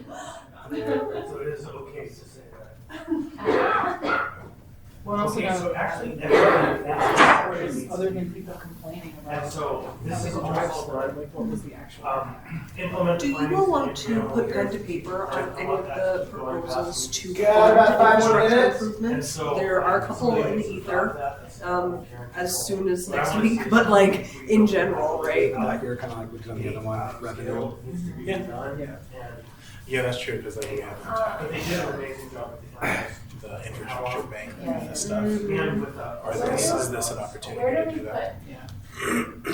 What the hell are we doing? Actually, maybe let's put, if you put 2 arrows with it, like just like that, I can do it underneath. Because it's, it's, yeah, revenue. To do Well, task forces, I think, do a really good job for this. Sorry if I Almost Do all. it. Sorry if I interrupted. Oh, no, no, Like, I did have a thought, that's okay. However we want to do it, but be weary when someone wants to create a task force. Sorry, 'cause You did have a good turnout. I heard you. I was listening. Shay is coming from all the way across. So the thought there is we have our deferred, maintenance, like that's one huge problem. And then we also have. Yeah, I mean, they were all organizated or one organization. No, I'm not And then 3 or 4 people. I think we need to manage public expectations and continuing to tell community council that none of those folks they can submit projects for consideration. And The other thing that I'll flag just from my POV is that this arm of the municipality is woefully undersupported from a communications perspective. I think that's a So better. like people, members of the public will all complain all day long, and like the Muni's doing good work along all these lines, but like nobody in the technical work has the capacity to also be like, and this is what we're working on. You know? Process more ever. And so that whole process has its worthy, because I remember. About 2 more minutes. Filled it out, your community council ranks and deletes, projects are added that aren't even in the district, they become the third community council priorities. Yeah. And the council's like, we never said this, we said take This this is up. not too long ago that we were the So ones that's that the pushed great the thing. money. Yeah, people have expectations. They have one PIO. Yes. It's a very frustrating. Well, and it was interesting, the little bit of communication they've done on the plowing stuff recently, like that like way took off on social media. Like, people were really into it and like into the names, and so Yeah. that's a good point. It's like, look, when you do that, people respond and then they know what's going on. Here, Because I was that working and as a I symptom of one I was asking like, how's your plowing your roads? And they said, oh, it's okay. You know, And I was on that's like a little something side that I and then learned. I said, you know, there's this online thing. Oh yeah, I was already working on it. So like, it's getting out there. Revise. Christopher, something that you started on the way through. And I'm looking here because I think all these fit under something. Yeah, So I'm not sure. It's just not happening, yeah, a total revision, review of the HR process. So I will Broken. just It's tell like you a that. catacomb, it's 1,000 pages long, and it's, but It's it's, archaic, yeah. it's bigger than I have time for, and I try to get it rolling, but no, it's like, yeah, we'll take it up. Jared, please do. We're gonna open up a can of Well done. You know, sure,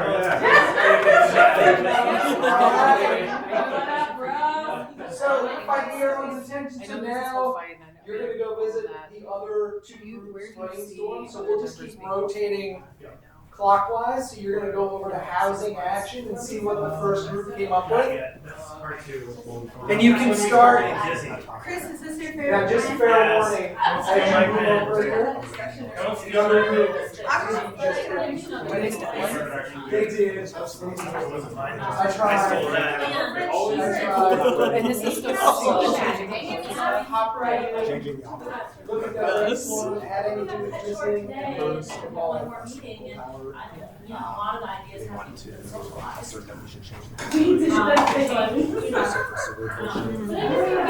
She's gonna rotate over here to public health, take a look at their brainstorm, and then begin to add This group is action. cheating.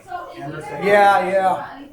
I know. We got different instructions. Well, They have the same instructions. They started Yeah. on this side. you just followed them differently. Whoops. Wait, I don't. Are they do differently? Yeah. Yeah. Oh, yeah. That's okay, we can combine. Yeah, that works. It's still the same exercise. Same thing. We're just, Chris is really used to having to feel. I don't know what Well- what it does is Well, it's it more just like if means we we're do gonna this. have to have another go around, so we'll have the opportunity to make the same inputs for those parts. We're gonna have a lightning round anyway, where you'll get That's to not do a lightning round, we want meaningful projects. How do you feel about that? I think you're supposed to do brainstorm first, using your own graphic. Yeah, that's how we were. We followed instructions. So we'll just process that as a right after that. It's okay for the cops to have off time and excited. And housing and everything else in increments, because they That's only, basically what they were saying. they only spend their money. I just say. No, I And you know what I can say for that. It's highly rational. I think what it is probably scary. Actually, well, but that's the thing, like, And that's actually road policy too, AT. And they're part of the housing conversation, so you should have them up there. Well, what do you want DOT to do? I would like you to. We've had something. I'd energy like infrastructure to transportation. to get it harder somehow, just like.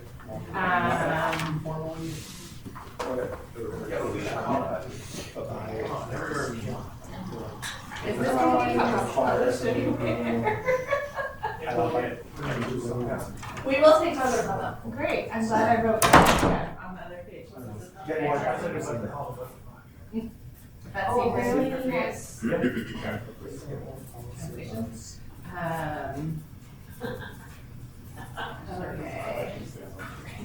I want construction. Panels. Got similar hair to you.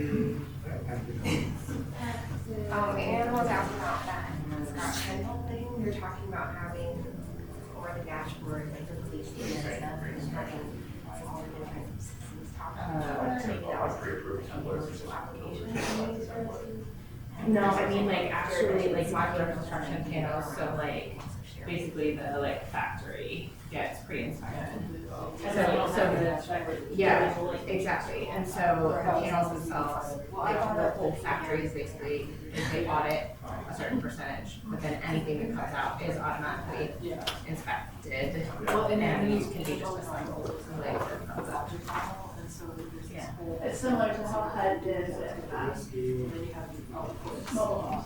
You did the HUD approval and then. Yes.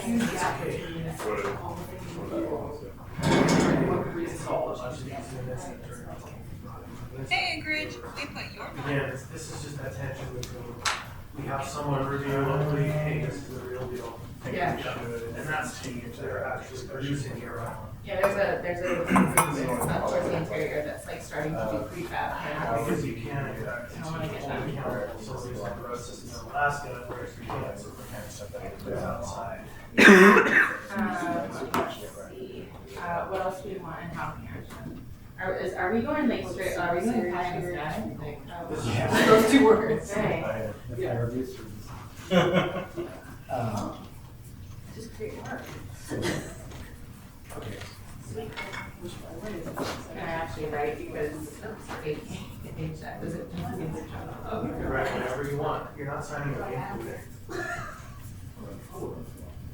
We will. I've already had 3 conversations. Actually, I would 100% have That's a, weird, I didn't hear it. I would have a conversation with us. We're like, yeah, let me tell you why. Because of the state laws.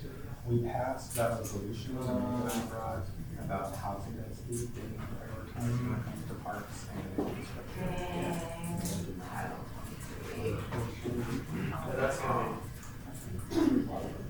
Well, it's an annual review. Right, but you can't say, I wonder why we're in this situation. That's the same thing first, and then I recognize, yeah, our mother, I 21, I have some ideas on that too. Here's my idea. Rather than try to take on things that work, create relief valves, small places in the good, little changes there. that can also The planning department can use to effectively convert sections of 21 to on an application basis, not on a lot basis.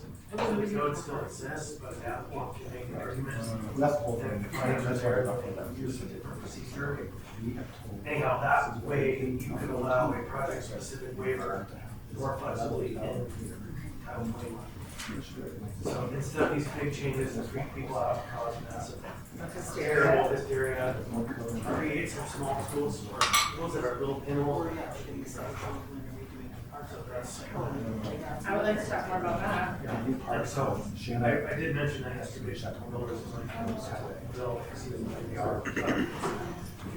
Because they have some pretty good ideas. So where does this progress to actions?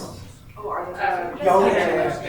I will say one thing about this is, Please. we focus on what the public. You know what happens to me if I like throw out a mortgage that says this? Yeah. And I think they're using alternative things that are solar and more directed projects specifically. No, it's fine. Oh, that's good. Good sound, no. But it certainly is unlikely to approve anything that big, and the administration is kind of scared. And so there's just this vicious dynamic, it's like an abused spouse syndrome that I see over and over again. So, what I think is there's ways to achieve the same goal. And also allow projects to apply a different way that would not change the rules, but would allow the projects to wave around them. Anyhow, a lot trying of to be people creative talk and about save some you of all those from meeting too. that are And unwanted. it's not a false irrational irrational comment. national parks, but like, it's kind of this like crazy value almost. As we Do everything on there about. maybe we cheat like the other guys do and switch to actions. Any tool that will provide more flexibility to the departments to make decisions that don't require that Making sure we have qualified people in all those. Or making sure. That's the gist right there. Yeah. That is tricky. Navigate the state of Cambridge. If you feel like you've exhausted brainstorming, you can move into actions, start adding actions. I think it's here that we want to fully staff. Department. You want to hire more police. It's happening right now. Processes that it needs. Yeah, the new person.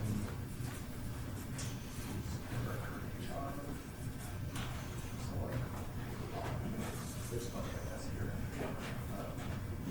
Made a dashboard for housing. Say more about that. Housing units built. Housing permits issued. Maybe even a negative dashboard where, like, you know what? There's more work that we can do.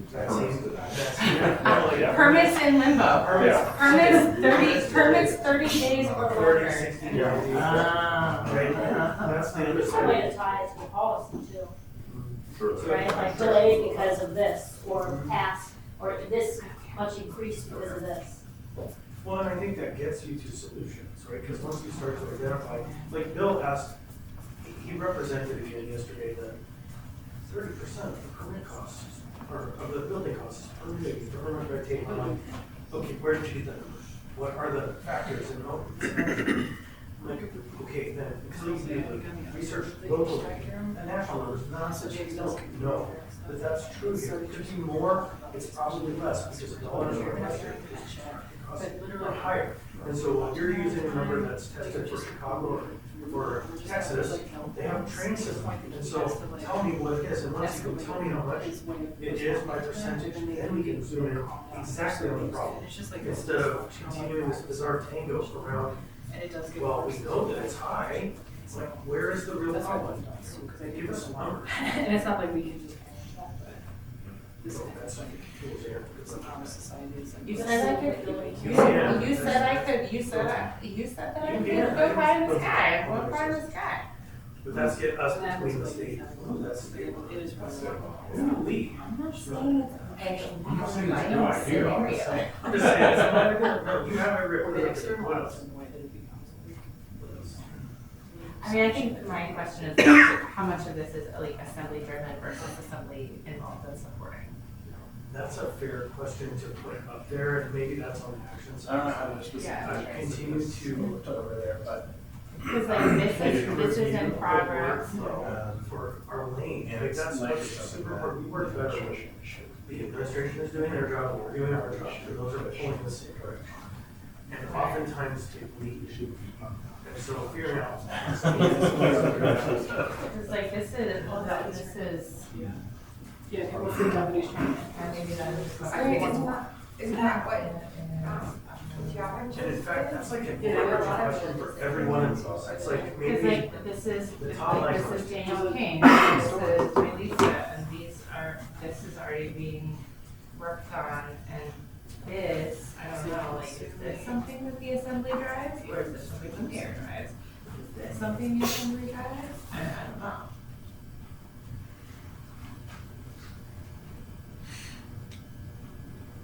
I mean, a housing dashboard feels like something we should drive. Should we? I don't know. Like, what do you guys think? I mean, I think if the administration wants to develop our processes to send. do some of these things, they're better equipped to do it, right? They have to come out and have to execute. Yeah. Yeah, if I don't want to do anything Yeah. mandated. Right. Letting them know that we will Then support it, legislation will get that, or- and, you know, that we'd like to see What did it. you do with the last And one? then if they don't wanna do it, then we need to make a Well, I made a decision, maybe I motion. wanna do it, Right. and just going forward with it anyhow. Yeah. But I think where we can work with the Well, administration. it was also and that things matter, better, it's like nothing that we can put. I agree. Whether or not where we we're- can, then we, 34 on one, right, exactly. You don't have to.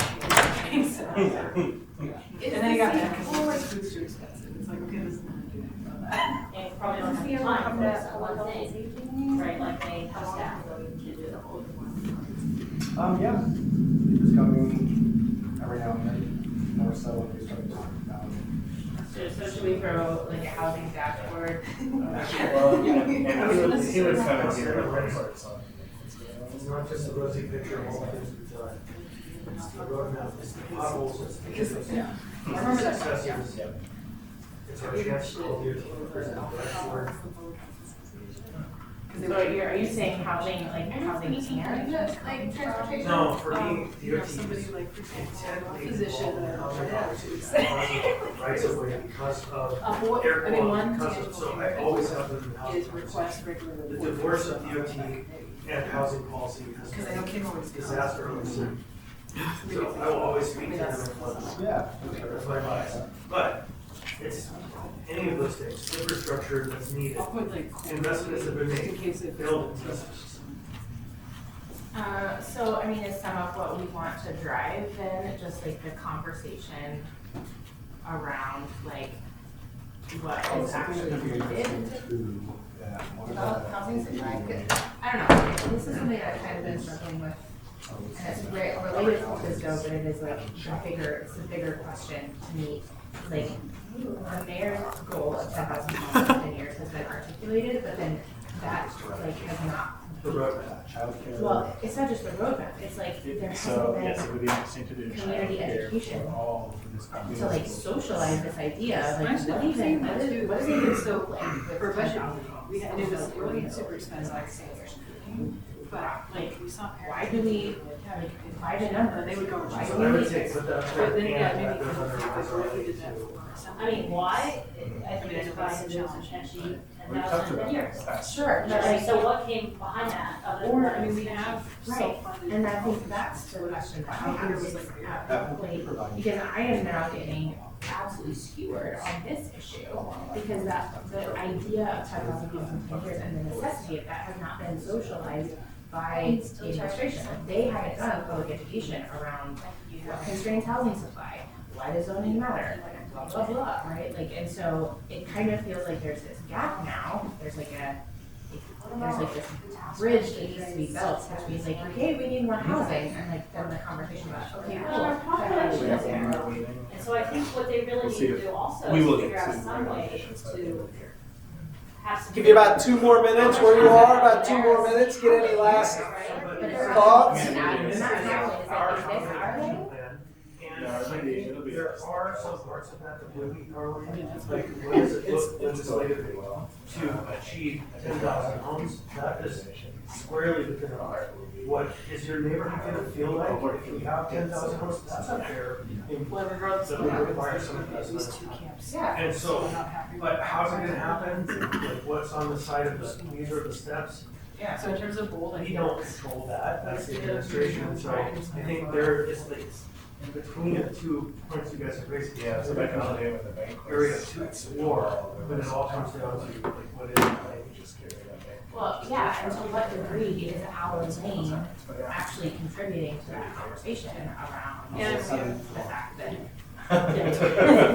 cannot have. But also, I mean, a like, city there's a lot of space. Right, and I think that part is That's true. the reason Like, why we we are could just continuing to do these large Also, and there's small code change proposals affect your comprehensive plan, so that you can push you.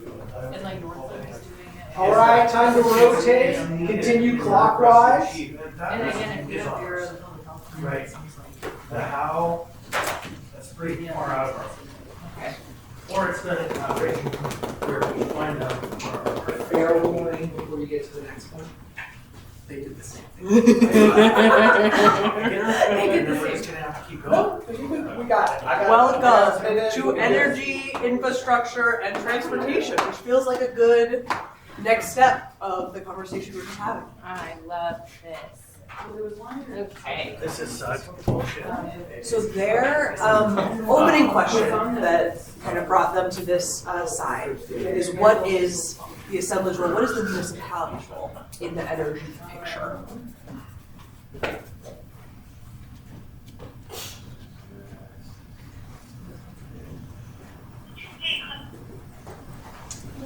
So the utility undergrounding came up as one. Yeah, I have a report, the 5-year implementation since they took over. And there's barely 1 or 2 in their whole list that they did fully. And they've defaulted to the fact that the telecoms don't have to. And so we leave the poles. So we're getting screwed in the north, and we're gonna have all these stack poles with wires everywhere, and we're gonna pay for it on this year. It is the biggest scandal of the 2% tax. Is this supposed to say choose that? Yeah. Or is it, okay. I mean, it used to be MLP. But you guys just had it for the full 5-year plan. It was 5 years old. Okay, so say that again. We're gonna have a work session on it. Okay. Yeah, just be patient. I'll have it all for you soon. Okay. Oh, so not stepping on it? Thank you.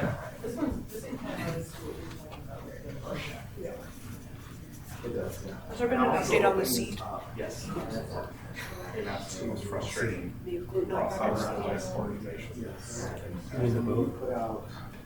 Yeah, but you guys eliminating fuckers with wires, they're bullshit. You know, that's what I think. This guy, right? So, should you, maybe to the parents, on the,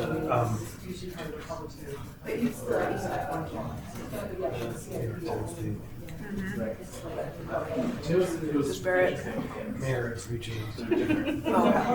What does that mean? What do you think? Of course, how's it handled? They did right. Okay.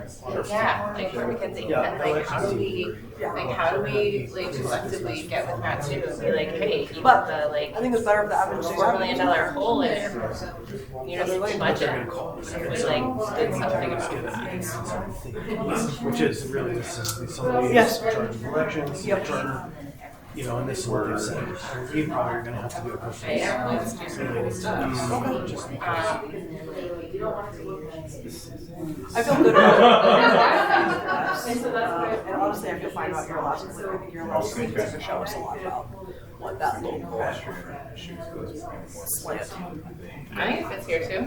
Yeah, if they do a story. But the data shows How do we protect the people who reached out for except like alternative voting the options, ability to drive and still commute in this town? most of them opted to secure document portal, and they love it. Right, no, that's right. I get that, but we're not making a shift to, yeah, but that's what the article presents, is that we're making a shift in our election system, and that was a Some false people have already statement, and it is. specifically saying some people. But So some you people would want to put a statement that is in direct response to Yeah, like, I think the elections team needs to do that. It could just be Right, and rebut the nonsense, and why it happens, how it happens, when it happens, where it happens. No change in policies is happening. Yeah.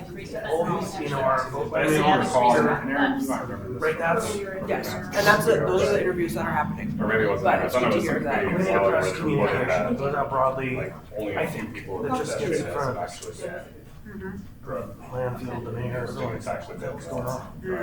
And so, this one doesn't, this one gets. I don't know, someone's using it. We have. I mean, I would like to know Have the to actual provide numbers on that. tour, Have my essays I on think that. no major We had a nice changes are discussion about it proposed. at the committee meeting, but I never actually got. This article was. I think there's some numbers, Brad has some numbers on that. Totally. So there's We were zeros, used as a tool to folks come back to at this the uni, conversation. Zach Hartman and Brad Coy have some of those numbers, not all of them, because you don't actually get like complete toxicology on like Right, like- everything. And you just played it.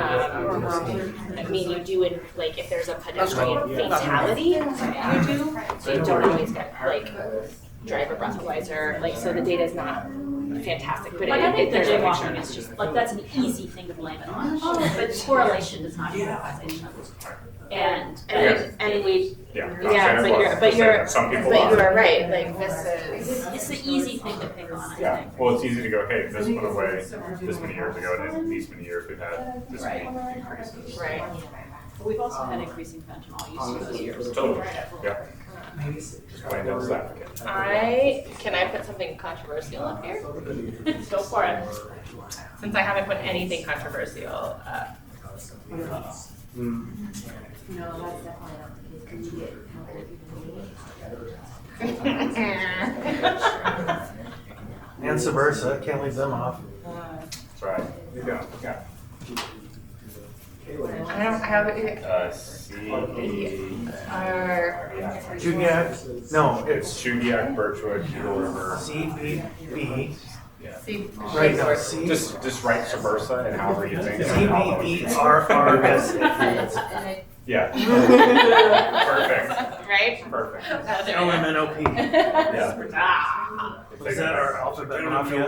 They don't even know what our acronym is. It's our alphabet mafia. Right. Oh my god. Give you about 5 more minutes. So, I also want us to like. I would really like us to figure out how to hold DOT accountable for pedestrian facilities on their roads. Well, so that's what I said. And also, I mean, no. I know there's some sort of. Maybe a review of all of our tourists and see if we're actually getting paid. yeah. Where we've taken responsibility. Are we actually getting paid? Yeah. And that's like a 30-year review, not a 5-year review. Yeah. Review of tourists. Yeah. Pay something when you get out, and you also.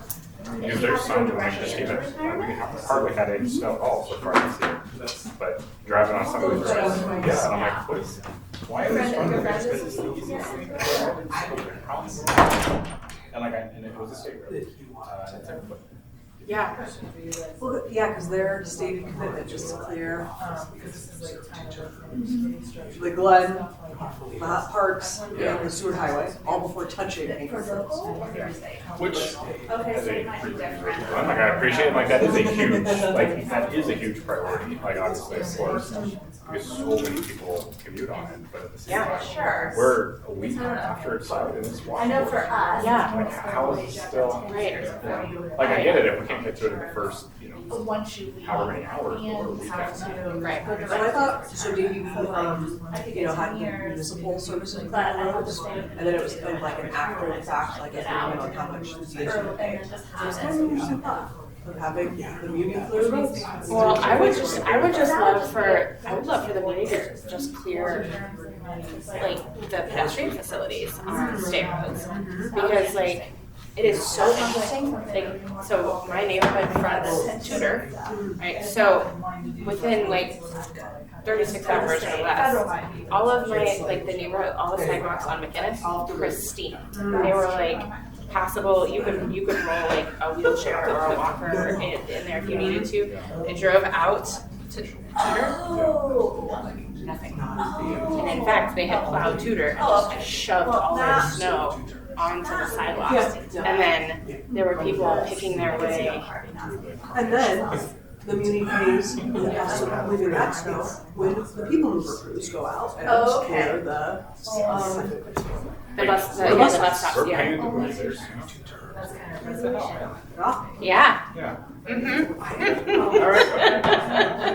No doubt, no doubt. You're right. Yeah, but like, how do we?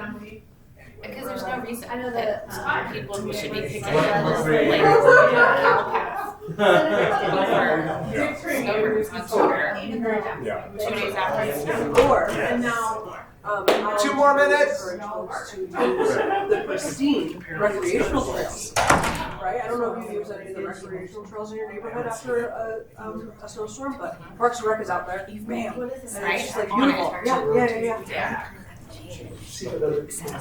What else do we have? Maybe Or like asking people who have better. Anything port related? I mean, get the petroleum flowing in the freaking petroleum terminal. That'd be nice. I don't know. I mean, at this point, I don't know what our role is other than like the financial oversight. What is our role relative to the board now? We are oversight. We are funding. Okay. So oversight, funding, and oversight is really construction management. It's the tariff. I don't think that's good. Yeah. It's very important. So like this last one. Otherwise, you end up spending $25 million extra on a petroleum fuel that's Safety still tools not and That's coming soon. So whatever I read, That sounds oddly specific, doesn't it? I just want to make sure we're Highly listening. Yeah. Well, we have a work session for that Yeah. Not this time. But I mean, a lot of them are going around. A lot of them are going around. Somebody else just said something that needs to go there. You gotta put funding in finance too. Plan of finance, court tariffs. Or that's something maybe we could rock after the game. And then when they get back, I'll make sure. I had some wild-eyed crazy person say, you don't need a sales tax, you just need to jack up the court tariff, pay for everything with a use fee. Right. It's so nice to live in a world where you don't have to make the hard decisions, but you have the easy answers. Yeah, one of the. That's an Thinking issue. it through, I don't think that makes a lot of sense for that. It's a nightmare, actually. It would cause more across the state. It's a nightmare. It would get like, out of pocket suggestions. it would get Fire people out of Island, I don't know if bankruptcy. you guys get those emails. Oh, about sending in. All the homeless people The are. Northwood Yeah. Mall. To Fire Oh my God, And how many turn it in. times have we heard the Northwood Mall? Yeah. Like, Wood has ever come up with that idea before? Yeah. Well, but the Fire Island one could be turned into a reality TV show. Yeah, Yeah. that email was wild. It was very wild. It's out of curiosity, not because I support this at all, but out of curiosity. Yeah, no, it's Other it's people's great. network. And so I smelling tried is running it pretty through good. ChatGPT and chatting Yeah, was and like, then I this was is like, incredibly oh, Yeah. It's a goof, I was all asking. You know, it's back when ChatGPT is like, You've gone too far. Alright. That is a little weird. Yeah. So if I can get everyone's attention real quick and let you know what we're gonna do now. We're So you're gonna go uncheck the back system. around and go back to every one of them again, but we're gonna do quicker time frames at them so you get a chance to see what other people have added, edits, additions, and this is sort of a final chance to visit each one of them. So we'll do about 5 minutes at each station, but if you need longer, you can stay longer. We crossed off everything the previous group did. we're gonna go back and do the same. Red lines, red lines. That's good for us.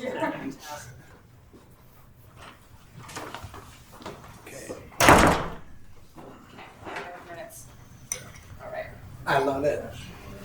You were like, I don't want it. No, I probably won't keep it, but I do like mold. Yeah. Yeah.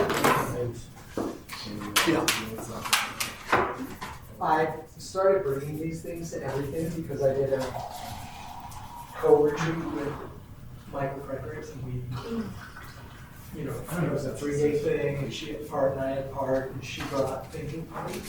And I spent hours like planning this thing. And then when we did that, we were like about it, it was like, Has a little boost. Show them the best part. yeah, nobody had comments about anything but like that. So I was like, screw it.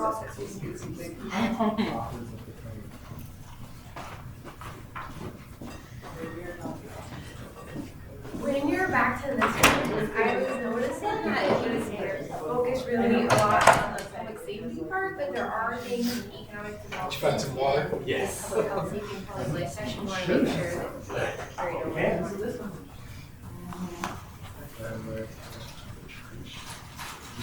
She said I think your role is communications. And since the South Link group people aren't here, notice that I think fire that stuff. Yeah, exactly. But I'm just putting it out there in case any of you are concerned about that. Go ahead and put it up, it's a big deal on East Anchorage too. I know it's a big deal to all of you, but I know that they're the ones that would have. Right? I would have thought of it. Oh. Chief Meadow? Oh, okay.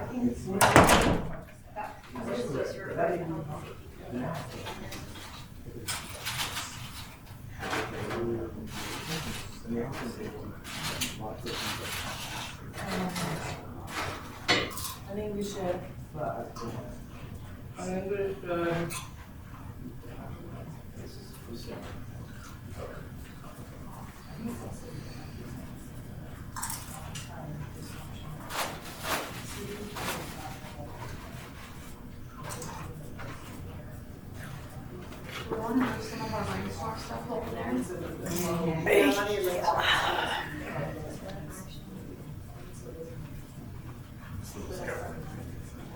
The actual idea is. Well, maybe, I guess they didn't like your I idea. guess that's fine.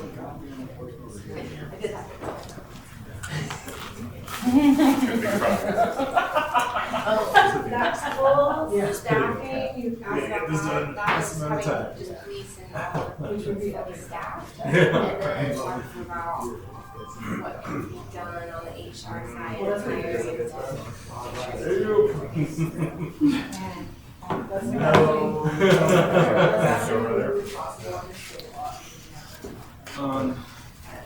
Put symbol driven, specifically around traffic. That zoning permit form and high risk for registration. Say that again. Permit form. Like this is permit, like. That was true. It'll be a simple, yeah. Okay. Because Like the it- massage parlor? Like massage parlor. I think Jamie was something really No, the, one of the bus stations. Yeah, I think that was Okay. something. Business permitting. Just like the High risk, registration, so like businesses that are high risk of being. Pretty much, and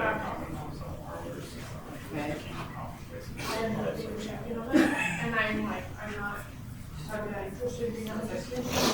And so I need both the department and the work department, you know, like, and doing this, like, yeah, you can do inspections too, are you having staff? And then, what is it? I mean, I think supporting We're not gonna. something about policy, you know, to help like people Yes, choose. it would be a program. And I think that's coming, like, I know the administration is working on some things, and so I think, you know, that's something that is something to support on. This, that's part of it. DOT was a hot topic. That's where we ended up. Yes, yes. No. Another. What is this Do new you know definition what of Subversa? I couldn't remember that, so put a whole bunch of letters up there. To help people choose treatment? Yeah. It's 3 R's. Is it 3 R's? Holy, It's like guacamole.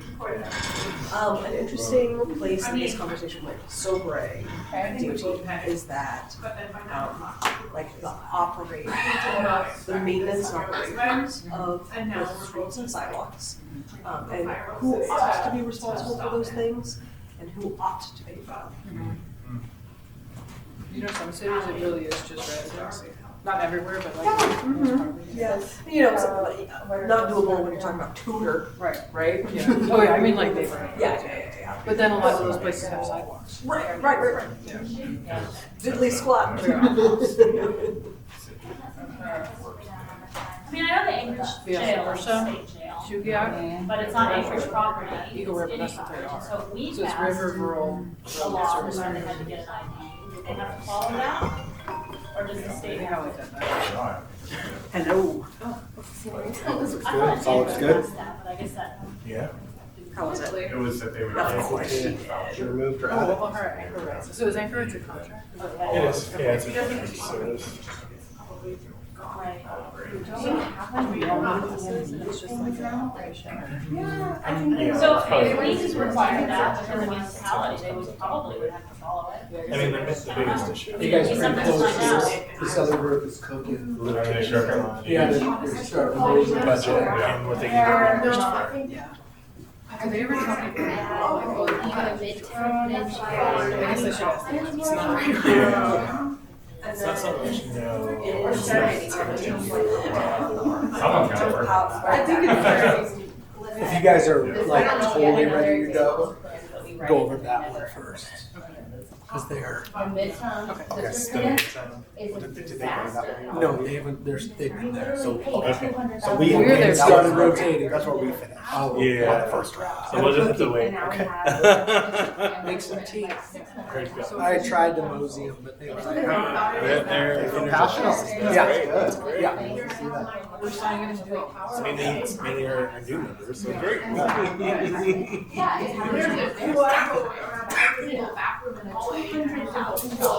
Jalen, this is new hair for you, right?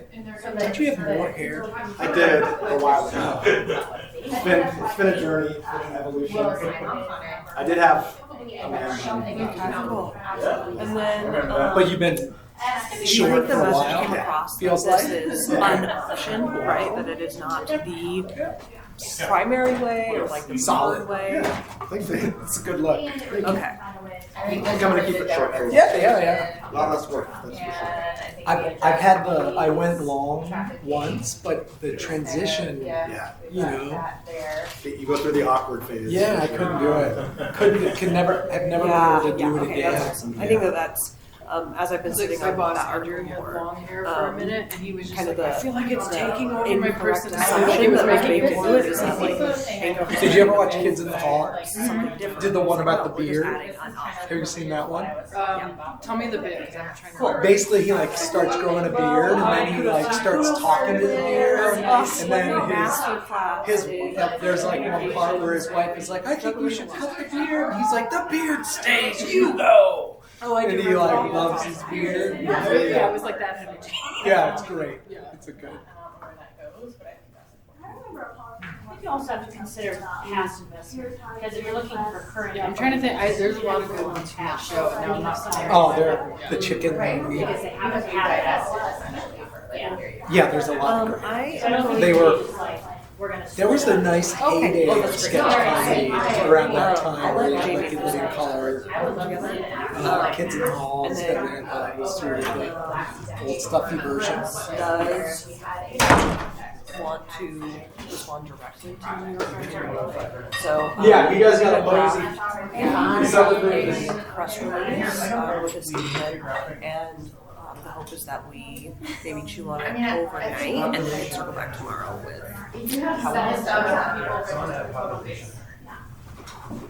Sweet. More to come. And we get like. Yeah. Yeah. We'll be through tonight. And that's Sweet. Awesome. Have a good one. Bye. I can cut the. No, I want lunch too. Very approval. Yeah. So.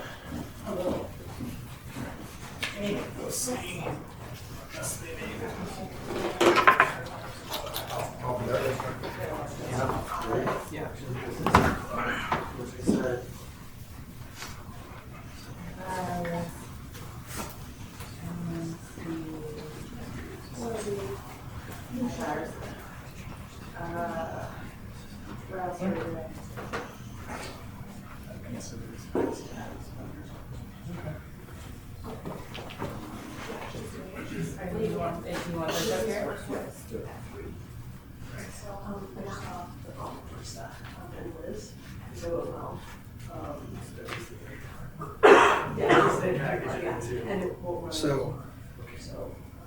So this happens.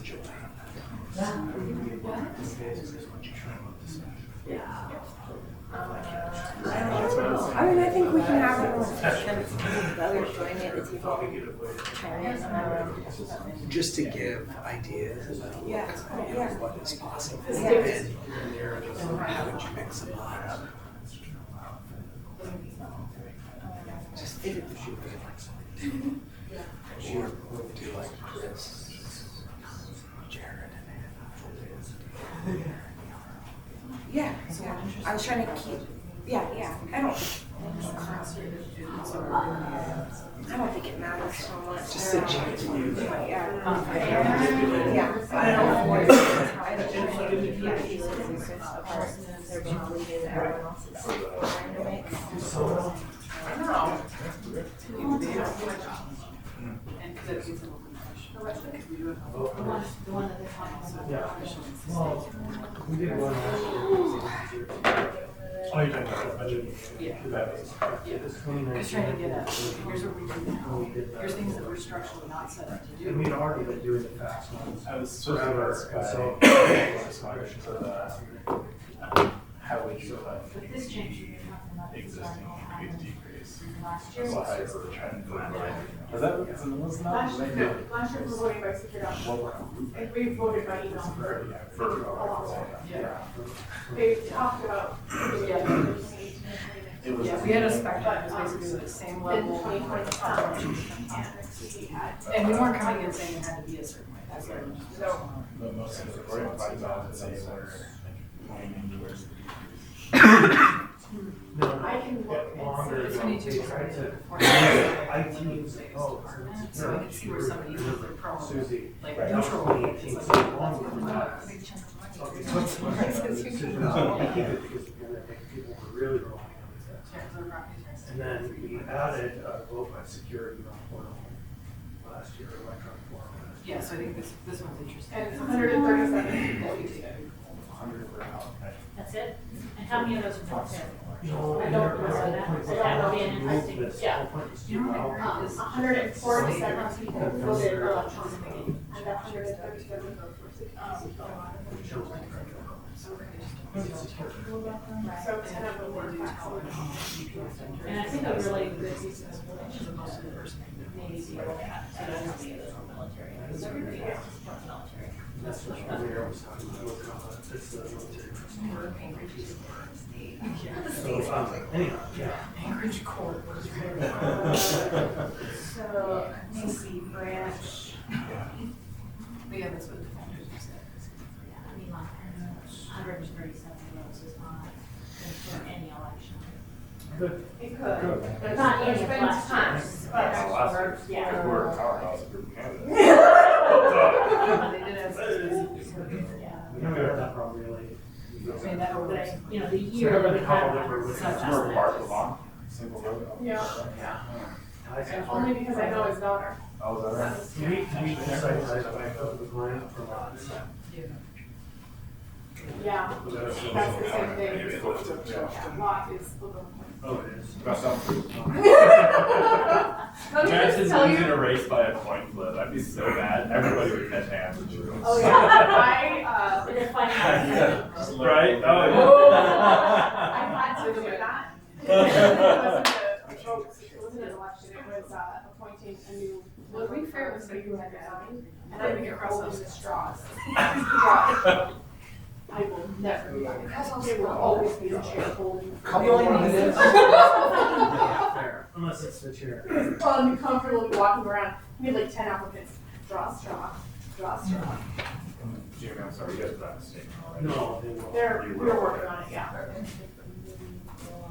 They've done some good. We said that you're gonna do it, box. It's coming out tomorrow. We're talking about it early tomorrow. It's an outside record description.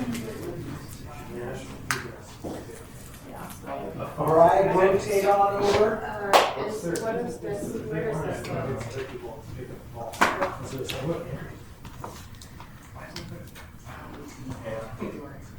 That's very.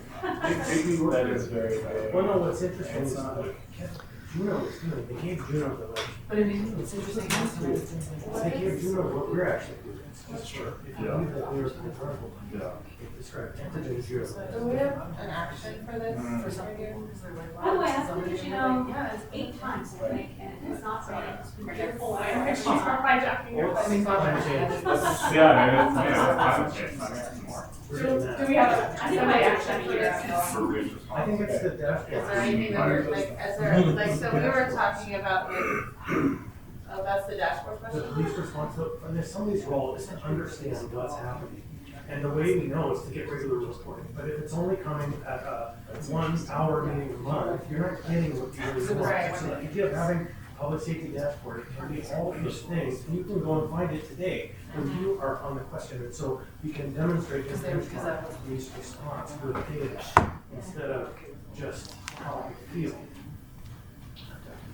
We have one, vibes-based legislation? Weird. No, we want legislation based on our.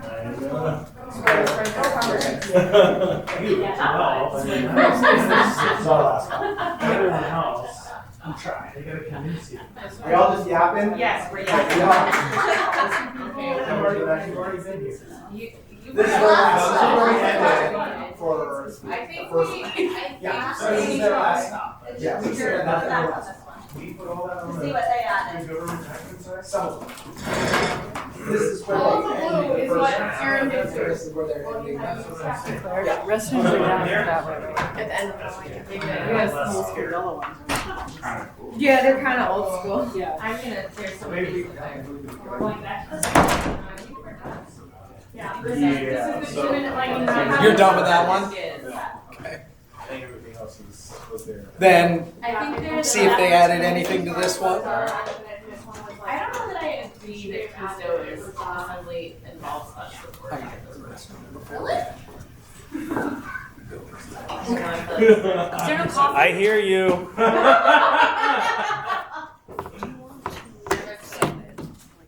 More dashboard. Use car service. Is there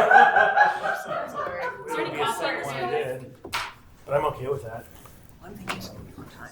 Oh, I would love to. You hear that? Is there coffee there? No, I think it's just hot tea. Ooh. Ew. Ooh. That's my paper. I'm gonna rebel if there's no coffee in this one. I think there's no coffee in this building. I don't know where you'd find it. We could send someone on a coffee run, but I don't think so. We could DoorDash coffee. That's a bit extreme. Don't send that bill to the branch, please.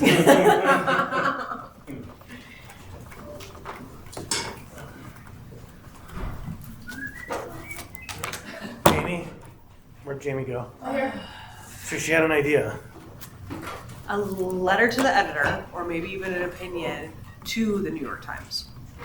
Yeah. Oh, yeah. I want to do that one. Yeah. I'm gonna do What, that you one. can call them out for fake news? Yeah. Yeah. That's awesome. I Don't- not appreciate this. Do not mess with our elections. Like, It's fucked up. Like I the was- one place I am most protective of, it's our elections. Second, our branch. Third, all y'all, but. Third.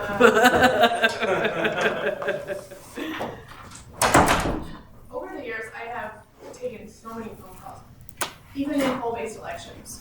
A guy called me on election day. I got called to the salute last minute because my alternate had to come home on a medical emergency. I was planning to vote tomorrow, but I can't. Or I was planning to vote, but I can't. I apologize, the deadline is passed. That is not a fun conversation to have with you.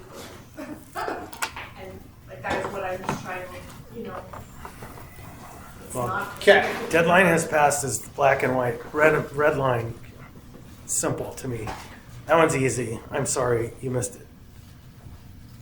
I had a friend drop his ballot off at the election center at 8:03, and he was told sorry, and he was upset. I'm like, dude, 3 minutes is 3 minutes. Mom answer is that if we let everybody do that. Yeah. Sadly, that person recently passed away. Young. Oh, buddy. Yep. So I gave everyone 4 stickers. So this might be a tough assignment, but the You're idea. not talking to a group of like chronic overfunctioners. No. You want to pick your 4, and then when you're ready, put it on your 4. And you could pick one that you put all 4 stickers on if you want. What I really want to ask you to not do is to not monitor where stickers are going and then decide, well, I don't see a sticker going on that one, so I'm going to go there.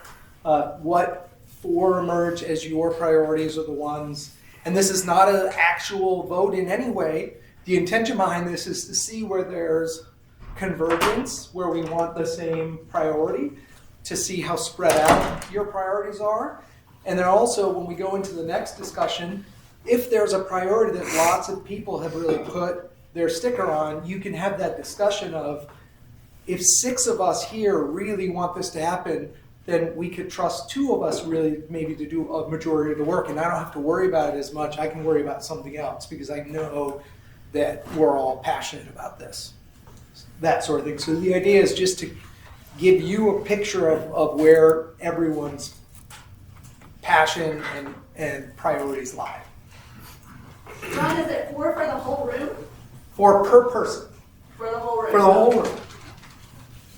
And there's it's no not set intended faces. to be Not one for each per, section. yeah, it's not intended to just pick one in each section. You could put all 4 stickers on one specific thing if that's what you care about. So are we But- putting it on only things that are assembly-driven things, or any of the things? Any of the things that are in the action side of things, unless you feel like there's something in the brainstorm that has no action and I really care about it and I need to call it out because we need an action to happen, then I can see you putting it in the brainstorm. But ideally, most of it will happen in the actions section. Do we all have the same stickers? I mean, kind of. You all have different smiley faces, but I didn't know who has what. There's no angry faces. This isn't what we hate. It's Yeah, it's all smiley. Everything's happy. They're all positive emojis.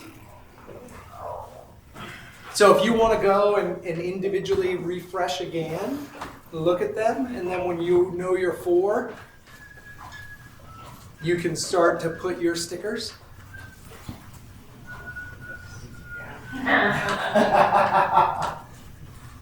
Right.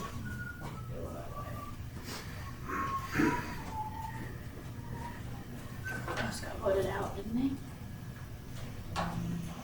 We had the automatic speed catchers. Yeah, because Voted them out. Yeah, so the voters would have to vote it in. we have everything right. Yeah. There's pretty much. It's like only human beings. We also had an alcohol tax. No, and it's been so long that the vibe has completely changed. Cameras And and to clarify, this My isn't answer is necessarily if we can't something afford that more you're police, saying, I am we going want to work traffic. on this. Well, it's helpful if it's something that you're. If you put it that right, Well, then because don't like, work on I'm it. thinking about like myself personally. Yeah. I only have so much time Right. left. Totally. There may be Yeah. something huge that I think is a priority that I'm Yeah. not gonna have time to do. I would still put that. Yeah. Then still sticker And it. find a champion What if for it there's before something you that I'm leave. gonna do even if I don't sticker it? That's okay.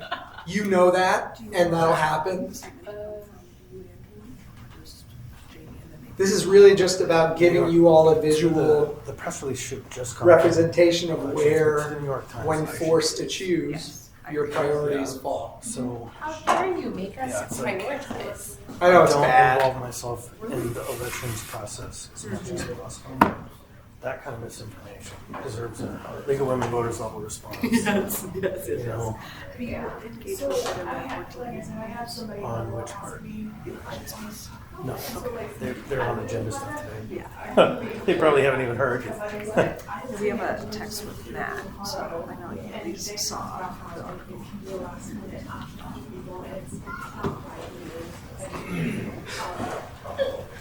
Right, and so. Well done, sir. Well played. And so, I took it to the election, ethics elections, and they agreed, and then I just thought that this was, we just came up with what we said, we were talking about the non-survivor, we were talking about how they had gone through testing with the DOD and the CIA and the FBI. And it's here, and it's been used for over a decade, and more than half the states are using it. Oh, sorry. And now it sounds, he made it sound like we're voting for everybody. Right, everyone's gonna be texting their votes. That's crazy. Like we're shifting our whole system. Oh my god. Deeply offensive coverage.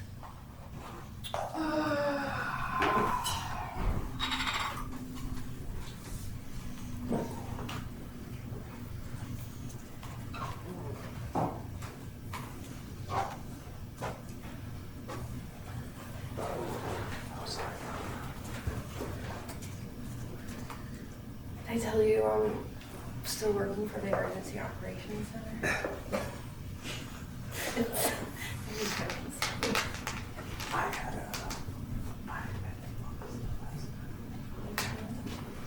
Oh, cool. Well, I haven't talked to, we were supposed to hang out a couple weeks ago, but she got sick. Is her work?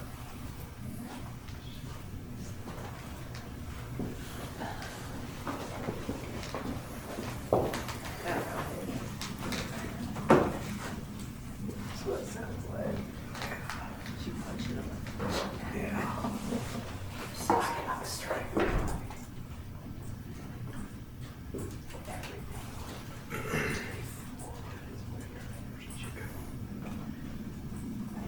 Oh, she has a lot. Oh, she's still around.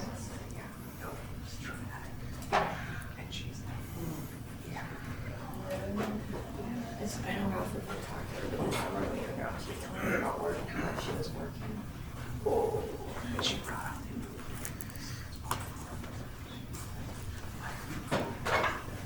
Is it? Oh, yeah.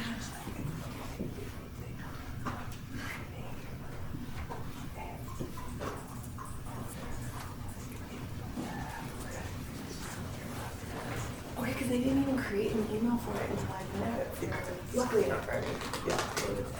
I got that, well, because 25 people emailed me the first day, so I created a form.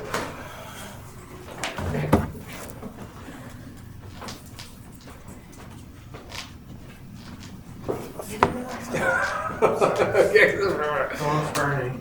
Yeah.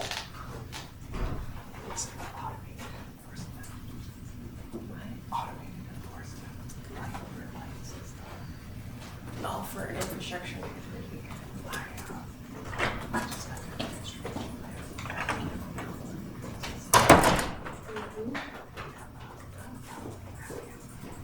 How do you want me to know? Understand. Cool. Yeah. Did you get to go to that? Yeah. Yeah.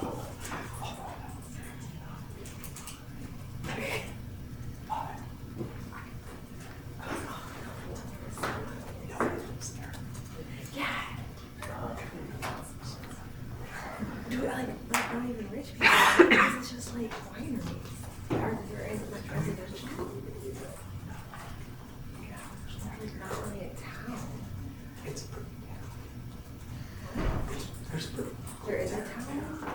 Oh, I guess I didn't go to it. And you look like city center in April. Oh, I guess we missed that. That's really cool. Wow. I never went to New York. It's just the city center.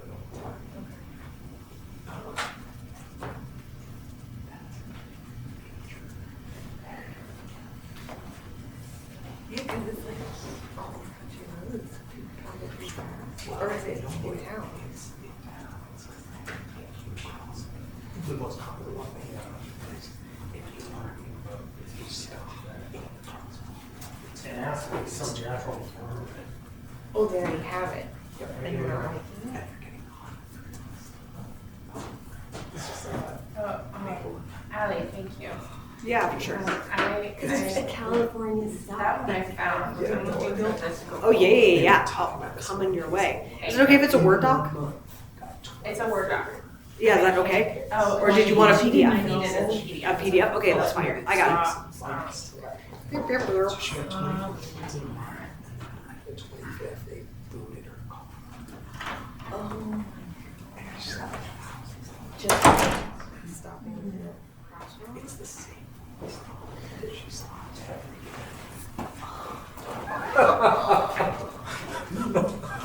So what did you do about it? It's pretty black and white.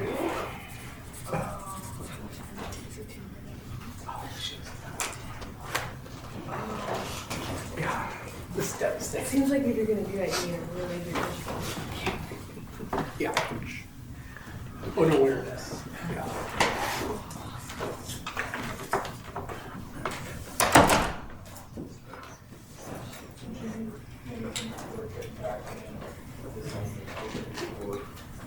So in hindsight, those stickers don't really stand out super well. So that you can see them from the. from your seat, but look at where folks' stickers went, just to get a sense of where the group is at. Do you want us to read them out loud? Oh, if you want to, yeah, that'd be great. All right, so stickers, continue to steward elections, continue to steward budget process, continue to steward audits. Okay. Revise ANC 240, that's community councils.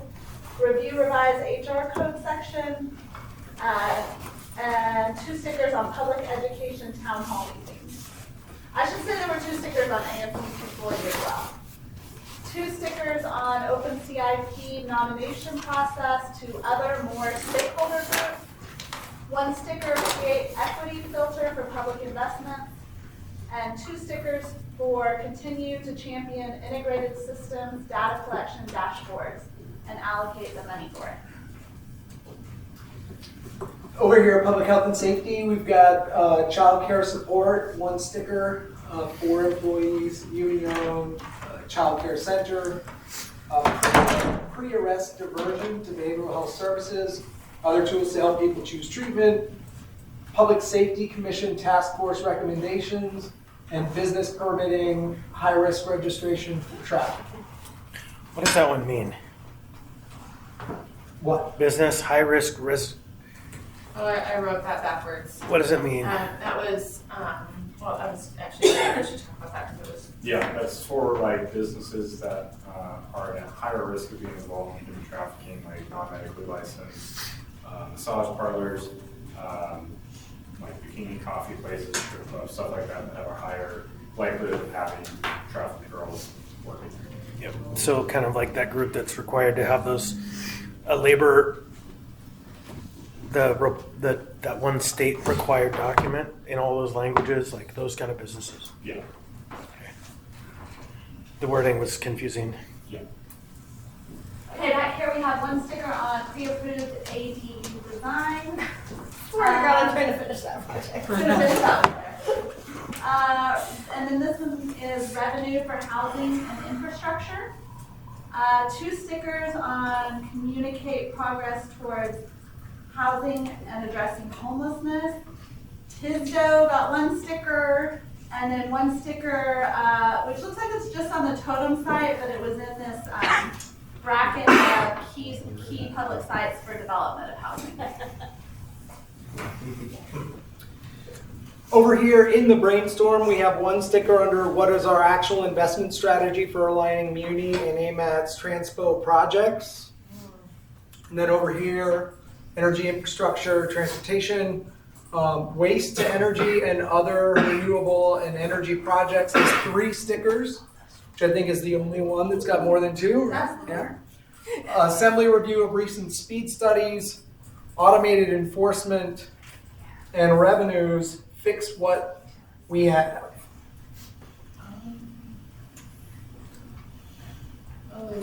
The stormwater utility didn't get moved over. That was a big oversight. Oh, no, it's No, it's under, on- it it's is. on there. Oh, is it? It's under assembly. It's my turn.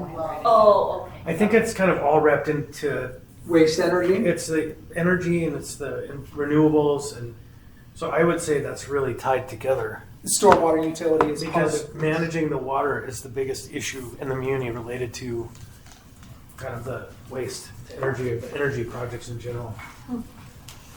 Water is the big burden.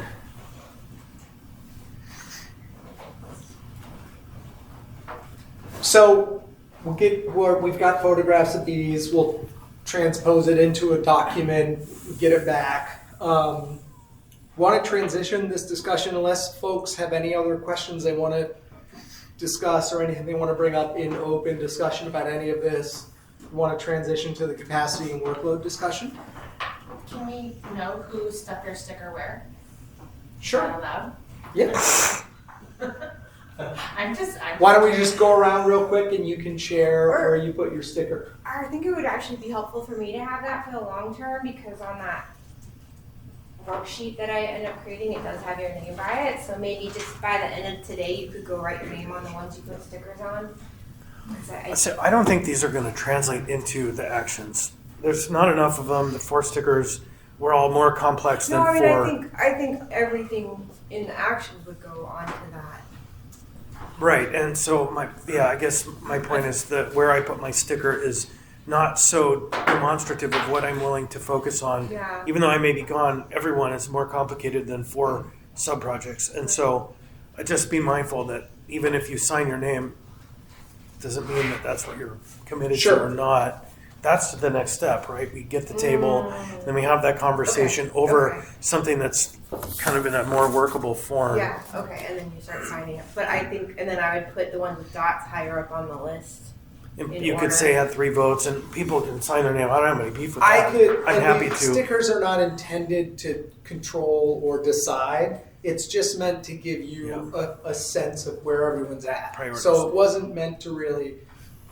Okay. Yeah, and I get all that. I just want to make sure we're not like stripping out other things because Don't overvalue where the stickers are. the hard part's going to be translating these into areas of focus. I think I put my sticker just as a sort of remark of what I'm interested in learning more about, not even necessarily what I want, a project that I want to see all the way to fruition myself or be in charge of. Because I think there's some of these that we could learn more about and be like, you know what, this is not right, or for a number of factors, maybe. vote by mail. Yeah. Not vote by mail. Ranked choice voting. Ranked choice voting. Yeah, ranked choice voting is the example of one that got on there. Yeah, that got pulled off because it was like, oh, wait a minute. So that's your point, like, Yeah. Okay. So I'll put this kind of into a draft plan like we have, but then the rules committee in December, then you start putting your names by it and that sort of thing. That would be I think you can also, so one of the drawbacks of that approach, I think, is because I guess I would just want it to be understood that just because you put your initials by something doesn't necessarily mean that you can't change your mind. Because you could be on a project, and for instance, so I was on one with Kevin and Randy at one point to do third-party structural reviews, and we chased that down a little bit and got more information, and I realized, I actually don't think this is the right time or the right way to do this, and so I jumped off that project and they kept it going. So I think it's important for members to know you can work on something and then ultimately decide, I don't want to see this all the way through, either because I don't think it's going to be well implemented or because I'm actually hearing a lot of pushback from my constituents on this. They don't like it. I thought it would be helpful, but I'm not getting enough positive feedback for this. So yeah, just my 2 cents on that.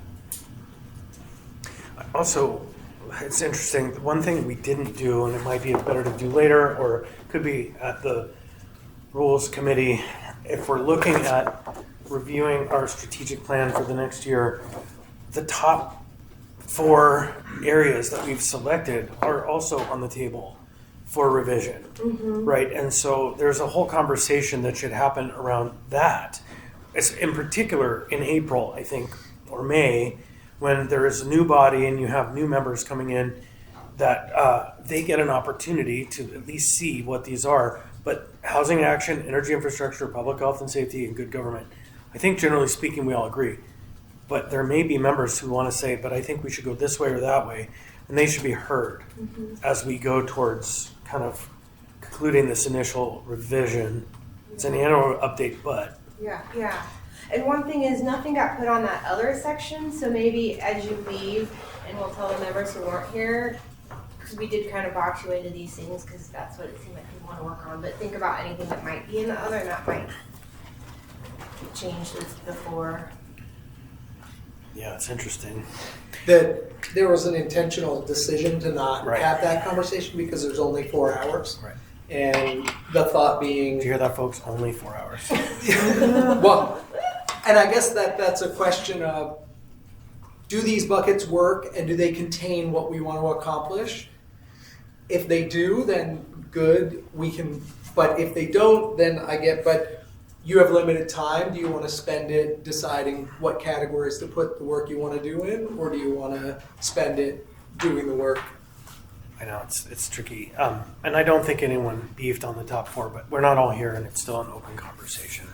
I also think a very good exercise would be for each of us to take this home And on the things that are on here, if you think they're done, mark them with a line. Or, I don't know, if you have feedback, do that and then hand that off to Claire as well. Because I can look at this and there's a lot of things that are just done. Done. You guys accomplished Yeah, they're almost just everything on done. this thing. And so, I do have that different Word document that I move all this stuff into, so I will take that and start the 25 accomplishments and share that. and then the 26 kind of work tasks will be, I think, really well served by having a sense of what we cleared off Take it off, yeah. and what, you know. Again, some people didn't love that we had all of these things on here, but I think it's very effective. No one can say we're not doing anything. People can say they don't like what we're doing, but I can't say we're not doing stuff. Here's the proof. So it's a good transition to talking about capacity and workload and how you are going to approach doing stuff for the next year. Chris, I think this is where you were queued up to share a little bit about why you want to discuss it and My notes. So, okay, a few things. There are our kind of core functions that we have to do. We legislate, we run meetings, we have our committees, and then we have certain committees that have required functions, and then we have things that are a little softer and that are more like individual driven passion areas, if you will, or focal areas.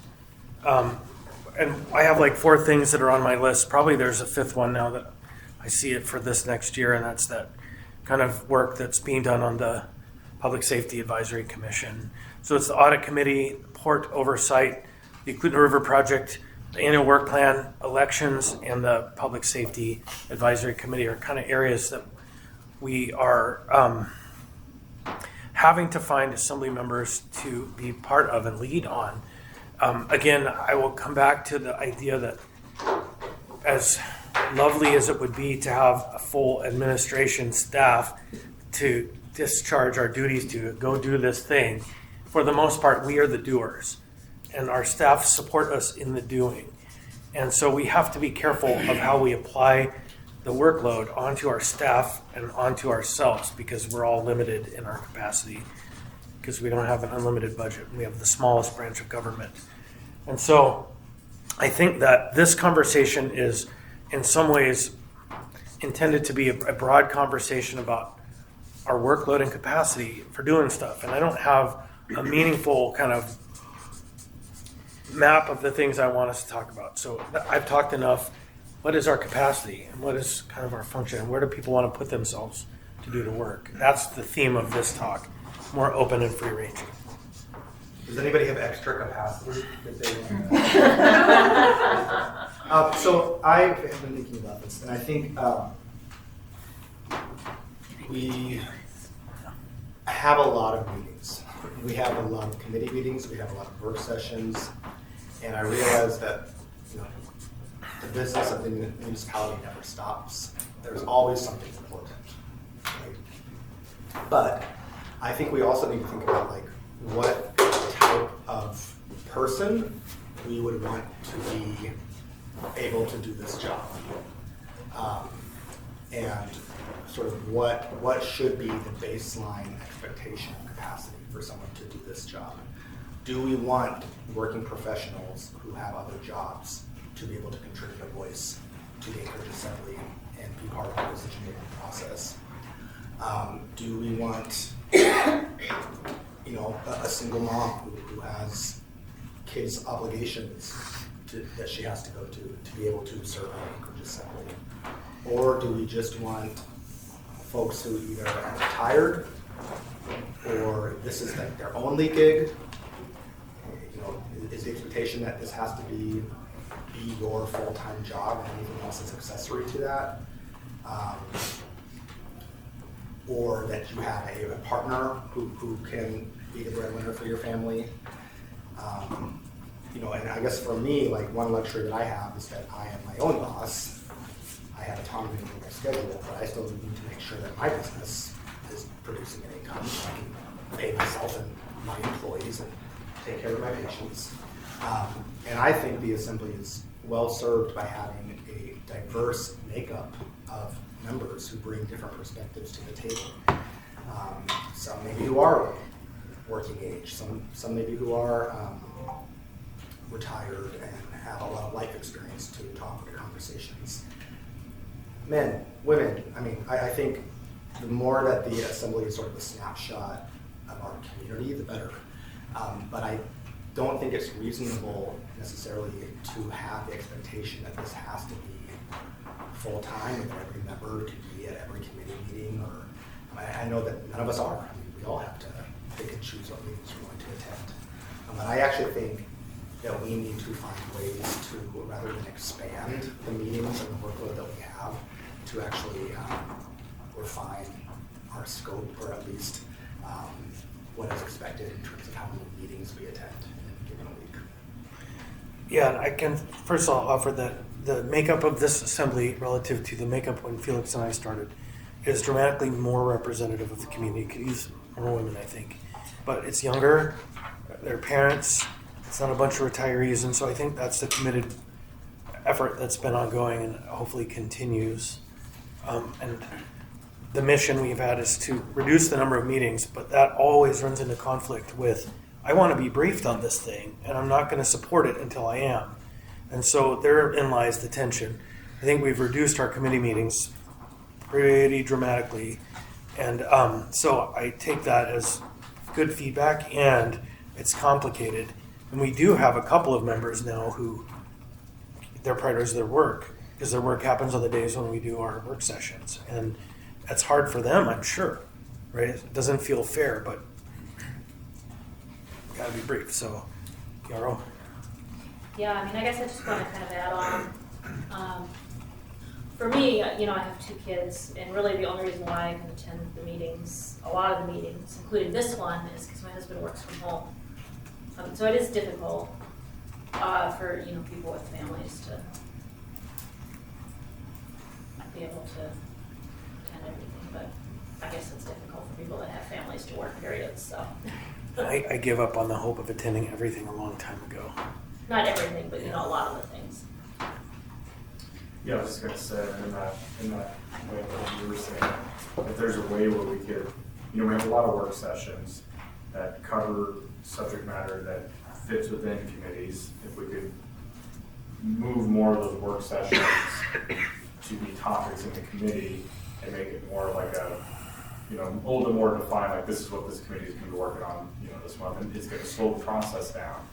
But I don't think that's necessarily a bad thing all the time, because, otherwise we're just gonna be burning ourselves out trying to keep up with everything all the time. And I know that, in my capacity as a young dad and working professional, it is exhausting trying to keep up with all the different, stuff. And not even all the stuff, just the stuff that matters to me the most personally. Whereas if it was like, hey, I know I've got 4 committee meetings and they're gonna be doozies, every single month, like that's fine, I can work with that. It's the 4, 5, 6, 7, 8, 9, 10 work sessions throughout the month that really wears me out. Yeah. So, one thing that I would really love to see, how when ordinances are introduced, the default is for it to be on the schedule in 2 weeks. Can we change that? Can we change that so that the default is for it to be on the schedule in 4 weeks? So that we have more time You to... can, but I don't think it's advisable, because absorb the it? body can always change it. The law is 7 days, but the reality is 7 days is counted weird, so it's really 8 days, and we don't have every... It can always change it, but I think oftentimes it doesn't get changed, and we also don't know if it's going to be changed. So I think, I don't know. I think it just that- feels like it kind of moves really quickly, and a lot of times it's not necessary. Sometimes it's necessary. And I think if you want to change it, put it, 2 weeks from now, that's fine, you can do that, but the default. I think that I wouldn't recommend that change, and any member is welcome to come forward with a code change that would establish that. But I think wisdom would say you have the least amount possible time on any item, and then you extend it so that the business just gets done. but it's definitely worthy of consideration. Anna and then Aaron. Yeah, I think, and I think this is a good discussion to have. And I would also agree that I think we should reduce the number of meetings because I think it's also, I guess I'll put a few things on the table. One is when we have those meetings, it affects our staff as well. And so there's prep, there's printing, there's all those things, we know this. And I think also I've been in multiple meetings where I was maybe one of the only members and there was folks in the public or others presenting and they, I think can take it as, oh, the other folks don't care. And I don't think that's a fair assumption to make because there's a lot of reasons, and I've said this, there's a lot of reasons why people aren't there and they watch it afterwards. But I think it is something to think about is how we interact with the public and how our process can be more or less discernible and transparent, right? And then the workload thing is real. I think the thing that I struggle with too, and I don't, there's not one answer to this, but I think it's worth putting on the table is what is our duty? What are the duties that come with this job? Because I think there are some things where, and maybe it's not that it's written down or it's codified, but there's a public expectation, or there's, like with the budget vote, like we are all supposed to take a vote on the budget. That is one of the biggest things we do. That is not optional, right? And there's reasons why you can't be there. Or stewarding elections, right? There is no executive branch role for elections. That is the clerk's office for the most part, but in terms of policy and code, it's us. And so there's things that no one else does that we have to do, that we have to make time for. And I think that's a challenge too, because then it's easy to say, well, what am I interested in? And you have all this agency, and at the same time, the body as a whole, the institution as a whole has a bunch of functions that we all have to fill. Like the audit committee, like the budget committee, right? There's things that have to get done, and there's no mechanism for us to just assign those things other than like the chair assigning committee chairs, right? But that's generally meant to be where do you want to put your energy. And so I just want to put that on the table as we think about workload. How do we make sure that we are also doing our duty, and then what is a reasonable expectation of this community of what our duties are and how much time we put into this job? Because I think the public expectation is like through the roof, right? That we answer emails right away, that we're at everything, that we are picking up every single thing that people want us to, and then we are basically a customer service department, right? And that's so I don't know how to solve that, but I think all of those things keep swirling around, and there's not one way to solve them. But it is hard to balance the obligations we have, the stuff that we want to do, and then these external pressures or expectations on us because of the roles we have. So, and I could say that because I just feel a lot of that pressure all the time, and I can't solve it, but it's up to the 12 of us to at least figure out a way that's workable while we're all here. I think the idea of incorporating ordinance or resolution content into committee meetings where it's appropriate or topically relevant, that feels helpful. I would rather have longer committee meetings if it meant that we didn't have as many meetings total. I'm in the really fortunate, I'm in a very privileged position in that I don't have to have other employment outside of the assembly because of my spouse's employment. But I mean, I absolutely recognize that is not everyone's reality on the assembly. Which actually begs the question, who are we excluding from assembly service because this is expected, there's a community expectation that this is a full-time job and we're not paid full-time pay. And I think in chatting with people who have considered assembly service, many of them are people who would be phenomenal public servants, but they literally can't afford to run for office for a variety of reasons because they don't have a spouse who can supplement income, or they aren't in a position to take a massive pay cut. And I think that is a question that we ought to consider alongside, the time capacity question is, who can't be at the table because this is a full-time job with not full-time pay. And I don't know that that's something that we need to resolve here, but I think that's something that's worth noting when we're talking about capacity. So I think I said it to you recently that we can't solve equity, but we can work toward it, right? The problems are bigger than any one term, any one body, anyone. And the body has been doing this work for as long as I've been on it. And welcome to the continuum of caring for our community and being representative, right? Because you own this now, and figuring out how to do it is the hard part. We've made big change, and we hope that work continues. I mean, Felix is a different body then, and it is very much focused on making this work. We have more parents on the body now than we ever have. And so I would offer there is a tension, though, between less meetings and what's been implied as less work sessions. Because if you think the committee structure can take care of all of that, that's a framework of thinking. And the committees generally do get staff reporting to them. And one particular committee is really well trained on, staff team is really well trained on using the committee, and that's the infrastructure IEOC. They bring forward every legislative proposal that's coming to that committee, sometimes multiple times, and tell you in a month this is coming. And so there is some kind of work with the administration, but the real challenge isn't that. The real challenge is that our committees have limited memberships. Not everyone attends. We have people that barely read their packet. They get to their packet and they say, did we have a work session? Right? Or one member asks for a work session, and it's your right to ask for that. You know, do we want a chit sheet? So 3 members have to ask for a work session in order to get one, right? Or some process by which there is a narrowing of your right to seek information. I don't think that's going to work. And so it's like there's a tension. There is a tension. Yeah. So certainly, I think any assembly member can ask for a work session. I think of it like the motion to postpone, right?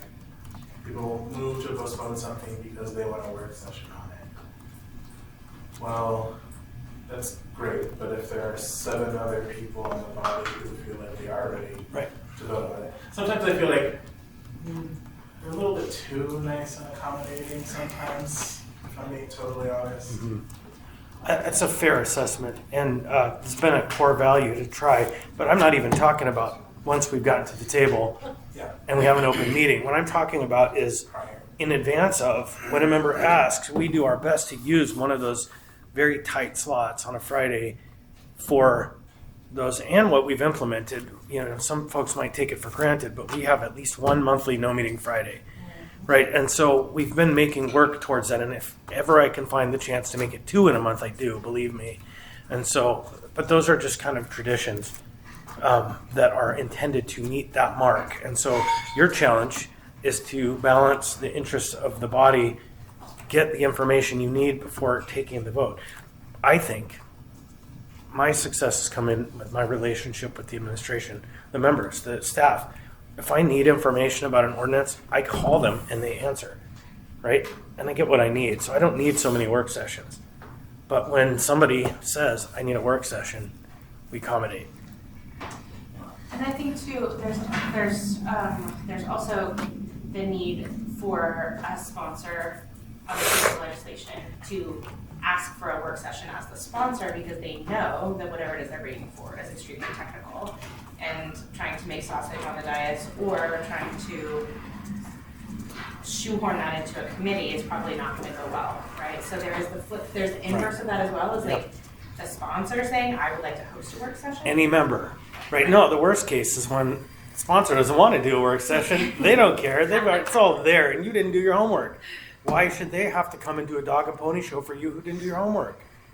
Or we did talk about it at the committee. There's a lot of kind of feelings, if you will, that can be generated around that conversation. But I think it is the sponsor's choice. You know, they could be asked for a work session. A member could ask for a work session if the administration is implementing it and get it with or without the sponsor.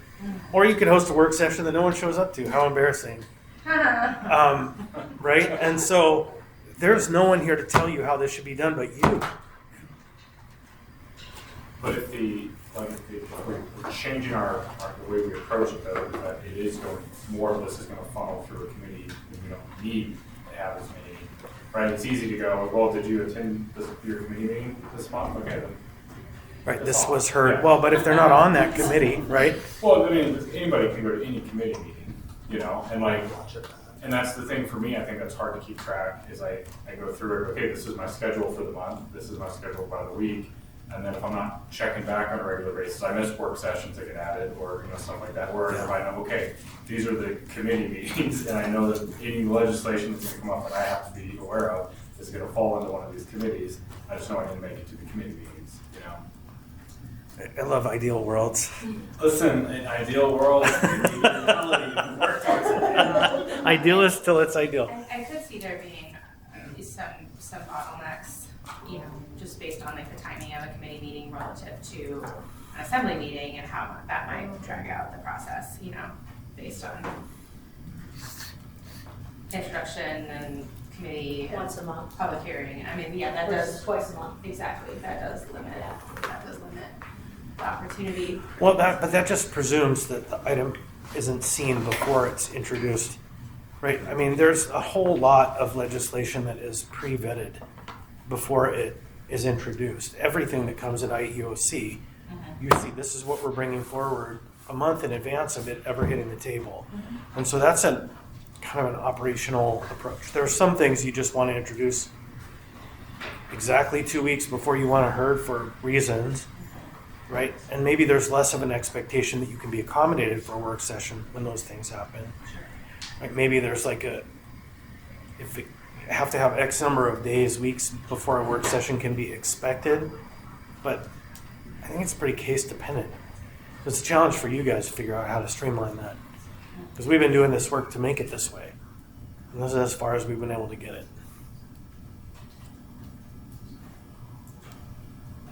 I think what we're talking about here is what are we all collectively wanting to commit to? So I don't think we're talking about changing code, although there is an opportunity to do that because that can be very rigid. There's policy, you know, we could write something down and say this is how it's going to be. I don't think that's, I mean, I think it's hard to draft, it would be hard to write something like that that covers so many different cases. So I think it comes down again to culture. Like how do we want to operate as a group? And I think it doesn't mean that we have to come up with a rule in every circumstance, or it could be us individually, like Darryl, you and I, you know, we moved out our food code, well, it wasn't just ours, right, but we moved it out to the public hearing to a future meeting, because we said we'll give this more time, and there was a meeting agenda that was very stacked. And so if we want to do that, that is something that you can do when you submit and say, my general practice is going to be, I'm going to give 4 weeks on things, unless it's urgent, right? And so it doesn't mean that everybody else is going to commit to do that as well, but I guess, because that's really the issue with the body, or not issue, but just a feature of us is that it all requires collective agreement, or at least a majority agreement to do these things. And then it can be undone 5 years from now anyway, so it's not a permanent thing. Any given Tuesday. Yeah. But even then, if we set a culture that we, you know, like there's a culture that existed before we were all here, and it's changed. And so it's just that we all have to actively participate in what that looks like. Because there's no other set of people who's making the rules for us. Well, what are the duties of an assembly member as currently described by code to vote at regular meetings? Of the body or individual members? Individual members. I think it's to attend the meetings. The regular meetings. Yeah, and special meetings, but Duty yeah. to vote. Duty to vote, yeah. And the duty of the vote really are the budget, the elections, the audit, handful of things. Yeah, handful of things. But not to attend committee meetings or work sessions. Nope. Yeah. Nope. None of that is required.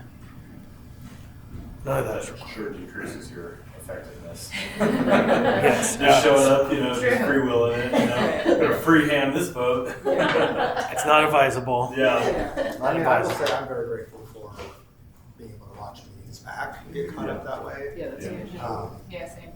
I do like the idea of longer committee meetings, if it means less meetings. Yeah. Just because I think one of the problems with the committee structure is that we're often briefings, right? And you get multiple departments reviewing multiple things, and there's not a whole lot of time there to do a really thorough conversation about a piece of legislation. Yeah. Which is why I think we just got this habit of adding on work sessions. But yeah, I don't know if you know, with, this, something we talked about with transportation committee, we have 2 hours, and currently it's a quarter of the meeting.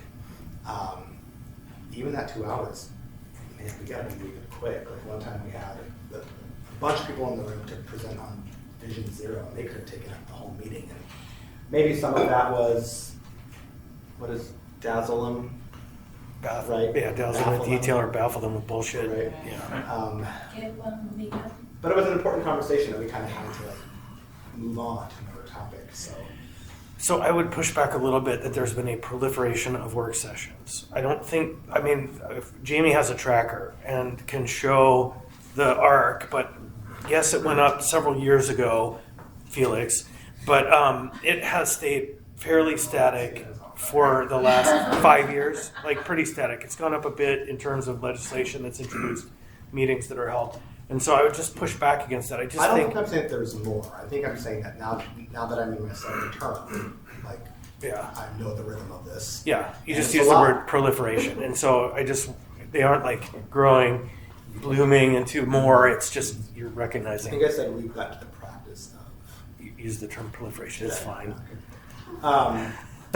I would like there to be less proliferation. Yes, fair. A deproliferation. A culling, a trimming of the flowers. Yes. Nuclear Deadheading.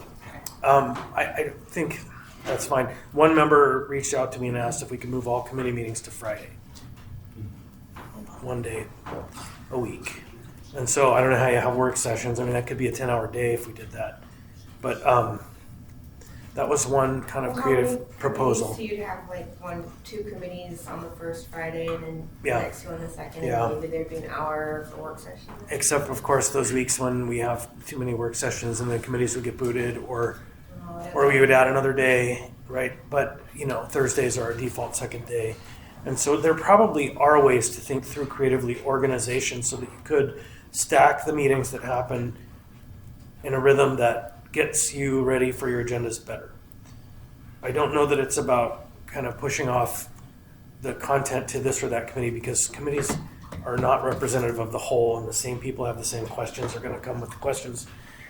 It's a complicated system, you people. But I think it also gets back to, again, the balancing of what do we want to do and what do we have to do, right? Like, because I think there's also, I know in the past there's also been a kind of how can we get done as quickly as possible, right? Especially in our meetings. And I'm not arguing that we should take to 11 in all of our meetings, right? I know the whole ceiling versus floor thing. But I do also think that sometimes these things take what they take, right? Like testimony takes what it takes. We can't control that. Or the state legislative process totally, well, in a lot of ways different. But also people say, oh, why are they sticking to their schedule? And it's because you're dealing with 60 people, right? I mean, so that's a whole different dynamic. But I think it's hard to predict or to make predictable how these things go, because we're doing it in real time in public, right? And if we're all doing our jobs, we are not just phoning it in, or we're not saying, okay, I'm going to vote because I want to get out of here at 7 p.m. or whatever, right? And I think there's a tension there too. So I don't know how to square that either, because it is true. Sometimes people are like, I need the time, or I need to understand this in order to vote, and that's the right to ask for that. And also, we do have limited time. We have to end by midnight, hard stop. Thank God. But, yeah. But so I think that's another thing to consider. It's in the what do we have to do and how do we want to operate. I think we should put a plaque in the chamber to the movers of that charter amendment.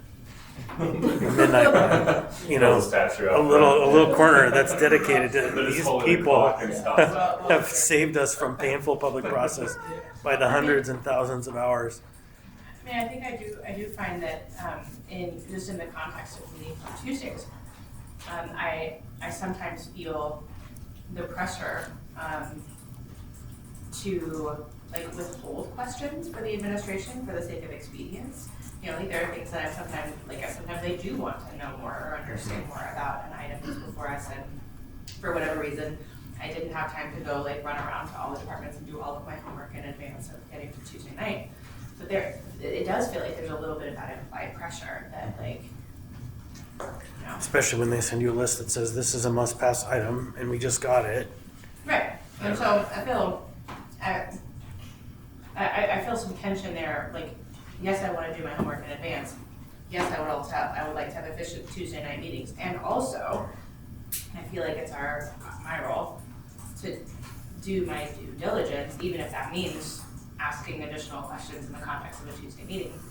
But I do find myself feeling some internal resistance to doing that sometimes because it feels like I'm slowing down the progress. So I want to make a little note here that I got to be careful not to be insulting to anybody, but there are performers, there are overperformers, and there are underperformers. In every group, this body, it's, everyone choose your own adventure. The overperformers are present, right? And so I would say there's something in what you said to be careful about, not hammering yourself for not being able to perform to the standard you hold in your mind, because that standard is probably unrealistically high for the amount of time, peace of mind, whatever that is that carries you through to the next meeting after all of the abuse, right? So there's some kind of check on yourself that you can apply, I would advise, to just be gentle with yourself for not being able to do it all. Because that's reality, and you're not in the class of people who phones it in. You're in that other class. It's tricky, right? Balancing it all. Can I add one thing to the kind of why you take time in meetings or why that's valuable? I think there's also the strategy for using the platform, right? So like there might be something where I full well know the answer to the question, and that's not why I'm asking it, right? And so that's another way to utilize our role, not to waste time, right? But to say like, I want this public conversation, I want this answer on the record, or I want to call attention to something. And so I think that's also, it doesn't mean that if you do that a lot, right, then it can be a time suck. But I think that's just to add to that, in addition to you educating yourself, there is the public role of like, I am putting everybody's attention on this right now because I think it's important for whatever reason. So that's another valid use of that time, I think. And also discerning what questions are better asked of the departments off the record, even at the meeting, to get the answer you need. Practice-wise, like my practice has proven pretty successful. I always let the administration, whoever it is, know my question if I know it before I ask them. No surprise question from the dais, unless I really want to be that guy. Sometimes you do, but right, give them a chance to prepare because they all hate being in front of that microphone. They all hate it. But that's kind of away from the field of... There is sometimes though where something just pops up. And yeah, and you got to ask it. And that is, you're right. 2 times for every motion. Yeah. 2 times for every, and sometimes a third if you're on the edge. If you're pretty good at it, sometimes 3 times. But rare. So, it's tricky. This conversation I will offer is the same conversation we had a few years ago about time and meetings. And it's the persistent challenge of being on the assembly. Because you're working at the grocery store, You're working at the gas station. You're working when you drop your kids off at school. You are always working. You're working when you're dancing at the concert at the Beartooth. I put in some work. You're working at the baggage claim, LAX? LAX, or on the street in Venice Beach. Yeah. Venice Beach. So you can't escape this job, and that's the beauty and the nightmare. 166 days, 4 hours, and so Felix, anything to add? Not so much to this conversation. I think if we're going to do homilies as was suggested, probably there'll be a future opportunity for that. Several. Session on homilies. Yeah, several. Oh, we'll have a special meeting for that. No, yeah, so this is not the point of any conclusory statements, but words of wisdom were asked for, like, and this is a good time. How to balance the load, like what you have learned. Work-life balance, life-work balance. Because that's what this is all about. I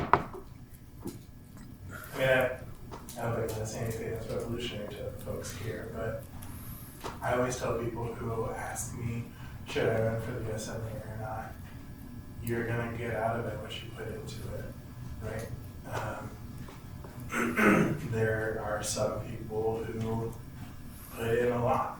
They put in all of themselves and they get a lot out of it. And the community should get a lot out of it, and that's great. Then there are other people who put in the bare minimum. And that's what you can do, and you're fine with that, and your voters are fine with that, then that's what you do. I guess I will, and each body is going to be a little bit different in terms of what it wants to prioritize. Like, I know not too long ago, a former body prioritized like being very public, going to a lot of public events, and being very seen. And then there are other bodies who have been very policy wonky, and they're like head down, do that work. And that's fine too, because you'll get criticized. Like, I hear it honestly every now and then.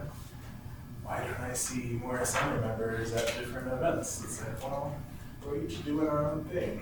There's a lot of events. Yeah. Totally Right. I would add to that, there's one other variable you can't control, and that's what the world throws at you. Like, there are duties, there's our jobs, there's the workaday process, and we do all that pretty well. Too many meetings, concede. And then on a random Tuesday, everything changes. How long was just a very small blip, but a big earthquake could come, or another pandemic, and everything changes. And you are uniquely positioned to have a role in all that. And the more you work together as a team, we work together as a team, the readier we are to be nimble in our response to the challenges that come. I remember when the homeless problem blew up. It was 2015 was the summer spice. It was so horrifying. It was before I was elected, before Felix and I were in the body. It was a disaster. And things haven't gotten as bad as it was there, except, of course, in the camp that was kind of out at Tudor, or Muldoon, and that was pretty bad. But in 2019, the governor cut all the funds for a shelter, and all of a sudden we had a vast camp on the park strip. And it blew up, and it's never calmed down since. And through successive challenges. Nobody knows and can't tell you what's coming tomorrow, but the more you are trained at this work and ready, this city's going to be with you at its helm. That's like the other variable. You can control how much you invest in it. Check your expectations of what you'll get out of it based on that. You can control your relationships, but you can't control what's coming. Be ready. That's probably it. Well, in the interest of time, I'm going to transition us to close, but it sounds like there's a delicate challenge that you face in meeting your own expectations for yourself, the expectations that are put upon you by the community, and achieving what you want to achieve, and that you all feel like the workload makes it difficult for any citizen to participate in the process. And so how you can improve efficiency and effectiveness and without neglecting expectations is the challenge.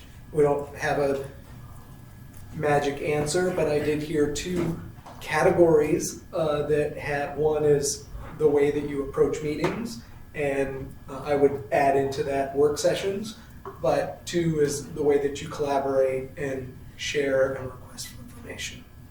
So, in the interest of closing, I just want to give folks a chance to say any last thoughts as we go around, and then we will clean up and wrap up. And I'm going to start with my little fidget thing blew up. I've never heard that happen. And it's kind of gross. The other thing I will say, and I thought about saying this as I open, but as a community member who has been to meetings and testified in meetings and listened to meetings on the radio, I appreciate each and every one of you so much. Because I could never personally do it. And I understand what a sacrifice it is and how much you put yourself out there. So from me to you personally, thank you all such a cool thing. I'm so glad you were there. So, closing thoughts? Thank you so much for making the time for this. I just really believe in gathering and collaborating, and so hopefully this was worthwhile for all of you. I appreciate you for being here. And likewise, thank you for your service. As a community member, it's nice to be represented by such great people. Thanks everybody. It's nice to get together and collaborate, and it's nice to see that we see a lot of the same problems. We might have different ways on how we solve some of them, but we're all working towards some common goals here, and it's really good. Appreciate it. Looking forward to what the future holds, and honored to work with you guys.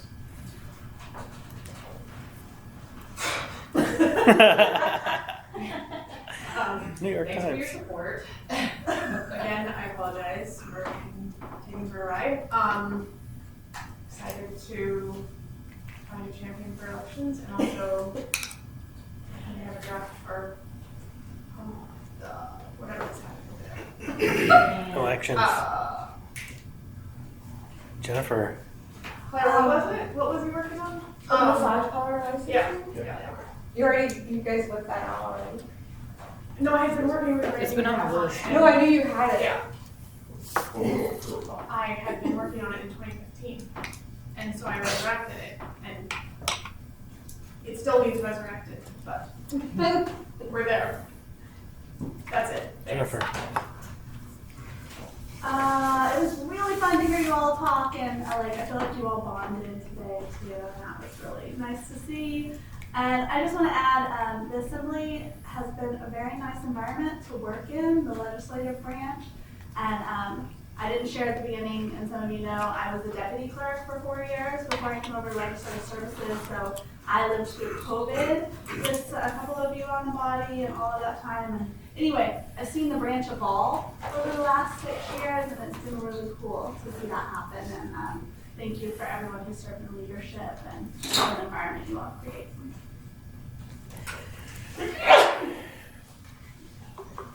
I want to know what's going to happen on that chart over there. So is that another us? Is that another day conversation? Yeah, I don't think we're getting to it today. Unless you all sign up on your way out. So I was going to make this a Okay. part of closing on the way out. If you're willing to champion or support champion one of the things that's put up there, please put your name next to it. But I was going to have that as a And there's nuance to each on the of way them. out. Yeah. Yeah, there's nuance to each of them. Okay. And you're already on some of them. Yeah, I know. I think, yeah, I'm really grateful to work with such thoughtful people. And this is without a doubt the coolest job I've ever had. I'm really, really fortunate to get to do this work at this time with these people, at this moment in our city's history. It feels like the right thing to be doing. And I don't think a lot of people get to have that experience in their work life, because I feel like they're in the sweet spot. But I'm gonna enjoy every bit of it. Yeah, just really grateful to work with such talented folks. Yeah, I always enjoy these retreats. They always have a little bit of different flavor, each of them. And this is going to be the last one of the body. We could have another meeting. Let's not curse. But I think it's been really great to see how much that this branch has evolved over the years, as Jennifer was saying. And hard for me to imagine when I first got on in 2017 that sort of this is a place that we would be, but that's because that was a lot of blood, sweat, and tears to get us here. And years. A lot of work to get us to this place, and I hope that this work will continue, that a strong foundation has been laid, and the work's gonna look different, because that is just how this body works. It's gonna look different in 10 years from now, and 20 years from now, and so on. But I hope that 10 years from now, 20 years from now, some remnant of this work, even if it's a small little gem of it, stays. I guess on the heels of that conversation about workload, I would just like to thank the staff for the workload that they take off of us, the communication and the organizing and the research and just everything else. It would be so much harder without you. You're here. Yeah, agreed. Thank you, staff, for all of your support. I think two things I want to comment on. One is it's pretty awesome to take a look back and see all the things that we said that we were going to do and that we did. That gives me hope for working with the newer members too about what we're going to accomplish in the future as we work to solve problems for the municipality and continue to make Anchorage a great place for people to live. But I guess the other thing I want to comment on is, and we were talking about this a little bit earlier, on the housing action, there was a comment up there that said, what is our lane? And I think we've had some conversation as a body, sort of helter-skelter here and there about, exactly that. What is the role of the administration in bringing forward policy? What is the role of the assembly in bringing forward policy? I think different assembly members have different perspectives on that, and they also have, we all have our own style and how we like to engage in this work. But I will always be one that wants to be assertive about the fact that we are the authors of the code. We are policymakers. We are not just pencil pushers for the administration, or necessarily bringing their priorities forward. So that's why I feel like this is such a good exercise to have some consensus about what our priorities are. I think that, the highest rate of success, both in terms of getting something passed, but also having it be well implemented, is when we do engage with the administration, whoever it is at the time, and have good faith conversations and get accurate information that can inform our policy. But I think I want us to be a strong legislative branch, and I want us to have the support that we need, because ultimately I think that's going to be best for the community as we continue to do this work. So yeah, excited to see what you all bring forward. Yeah. Well, thanks everybody for participating in this. I agree with pretty much everything that's been said so far, but I'll add, as someone who's both an eldest child and terminally an office worker, I've reflected a lot on this as a job, and the fact that we have no boss, that we are just accountable to ourselves and also accountable to technically 48,000 people or whatever the number is per district. And it's a crazy thing to be like the entire public is your boss and also no one is. And then further complicated by, our 11 of our coworkers are chosen by random other people, right? So it makes so I think of like HR, in the organizational space, it's a really interesting way, and then approaching exercises like this, like how we talked a lot about how it can be different, but yeah, I'm excited. I think there's a lot of we've been doing a lot of good work. There's a lot of good work ahead, and I'm excited to see how, not just how we all individually as those different individuals approach the work, but again, as we continue to move together as a body, and not agreeing on everything, but just what does that look like, and what is our responsibility to the institution. But again, I'm terminally an eldest child, so I think a lot about responsibility. So thanks, everybody. Yeah, a few thoughts left. Responsible to 48,500 people, that's our city duty, but our borough duty is responsible to 290,000, right? And so it's an interesting squaring of the circle, because you have both duties. They're just united into one task. And we do the work of the county and the city. And that's where we look at our neighbors' interests close to us, but also our neighbors far away from us, and trying to balance those interests. Jared, I will say I appreciate jousting with you on the dais, because that is a lost art in some ways. We should be able to disagree and creatively and have fun with it. And in the end, it goes where it goes. And that's like where you don't carry baggage with you tomorrow. And that is a hard thing to do. And it's not always possible. And sometimes it takes a day or two. But I really appreciate it because it's good. It's like the thing that we're supposed to be doing. And sometimes it's good to do it on the dais. And Daniel, I agree with your point about we should be strong. And we have developed to a point of strength probably that's never been seen in the municipality to where we are now. Still, we have to ask ourselves, what is our lane? It's like, what is our lane? What are our priorities? What's their lane? And where do they align? Because we will work better together when we're all doing our thing. So I agree. Strong is best. And it's fragile. Right? This thing that we have built is fragile. One election and one budget can undo it. Right? The charter requires only the ombudsman and the clerk. Everything else is in excess of that, right? Those are our charter granted offices. That's it. And so we have a very fragile, very resilient system that we have developed. And so that's your challenge, is like to keep it and to not exceed its bounds. You exceed its bounds, that's when you fall off the cliff. It's when your souffle falls. So that's your challenge, is like balance the line. Grow to the point where you're strongest, not beyond that. Right? In your lane. Anyhow, so yes, turn a little bit into that thing that you suggested.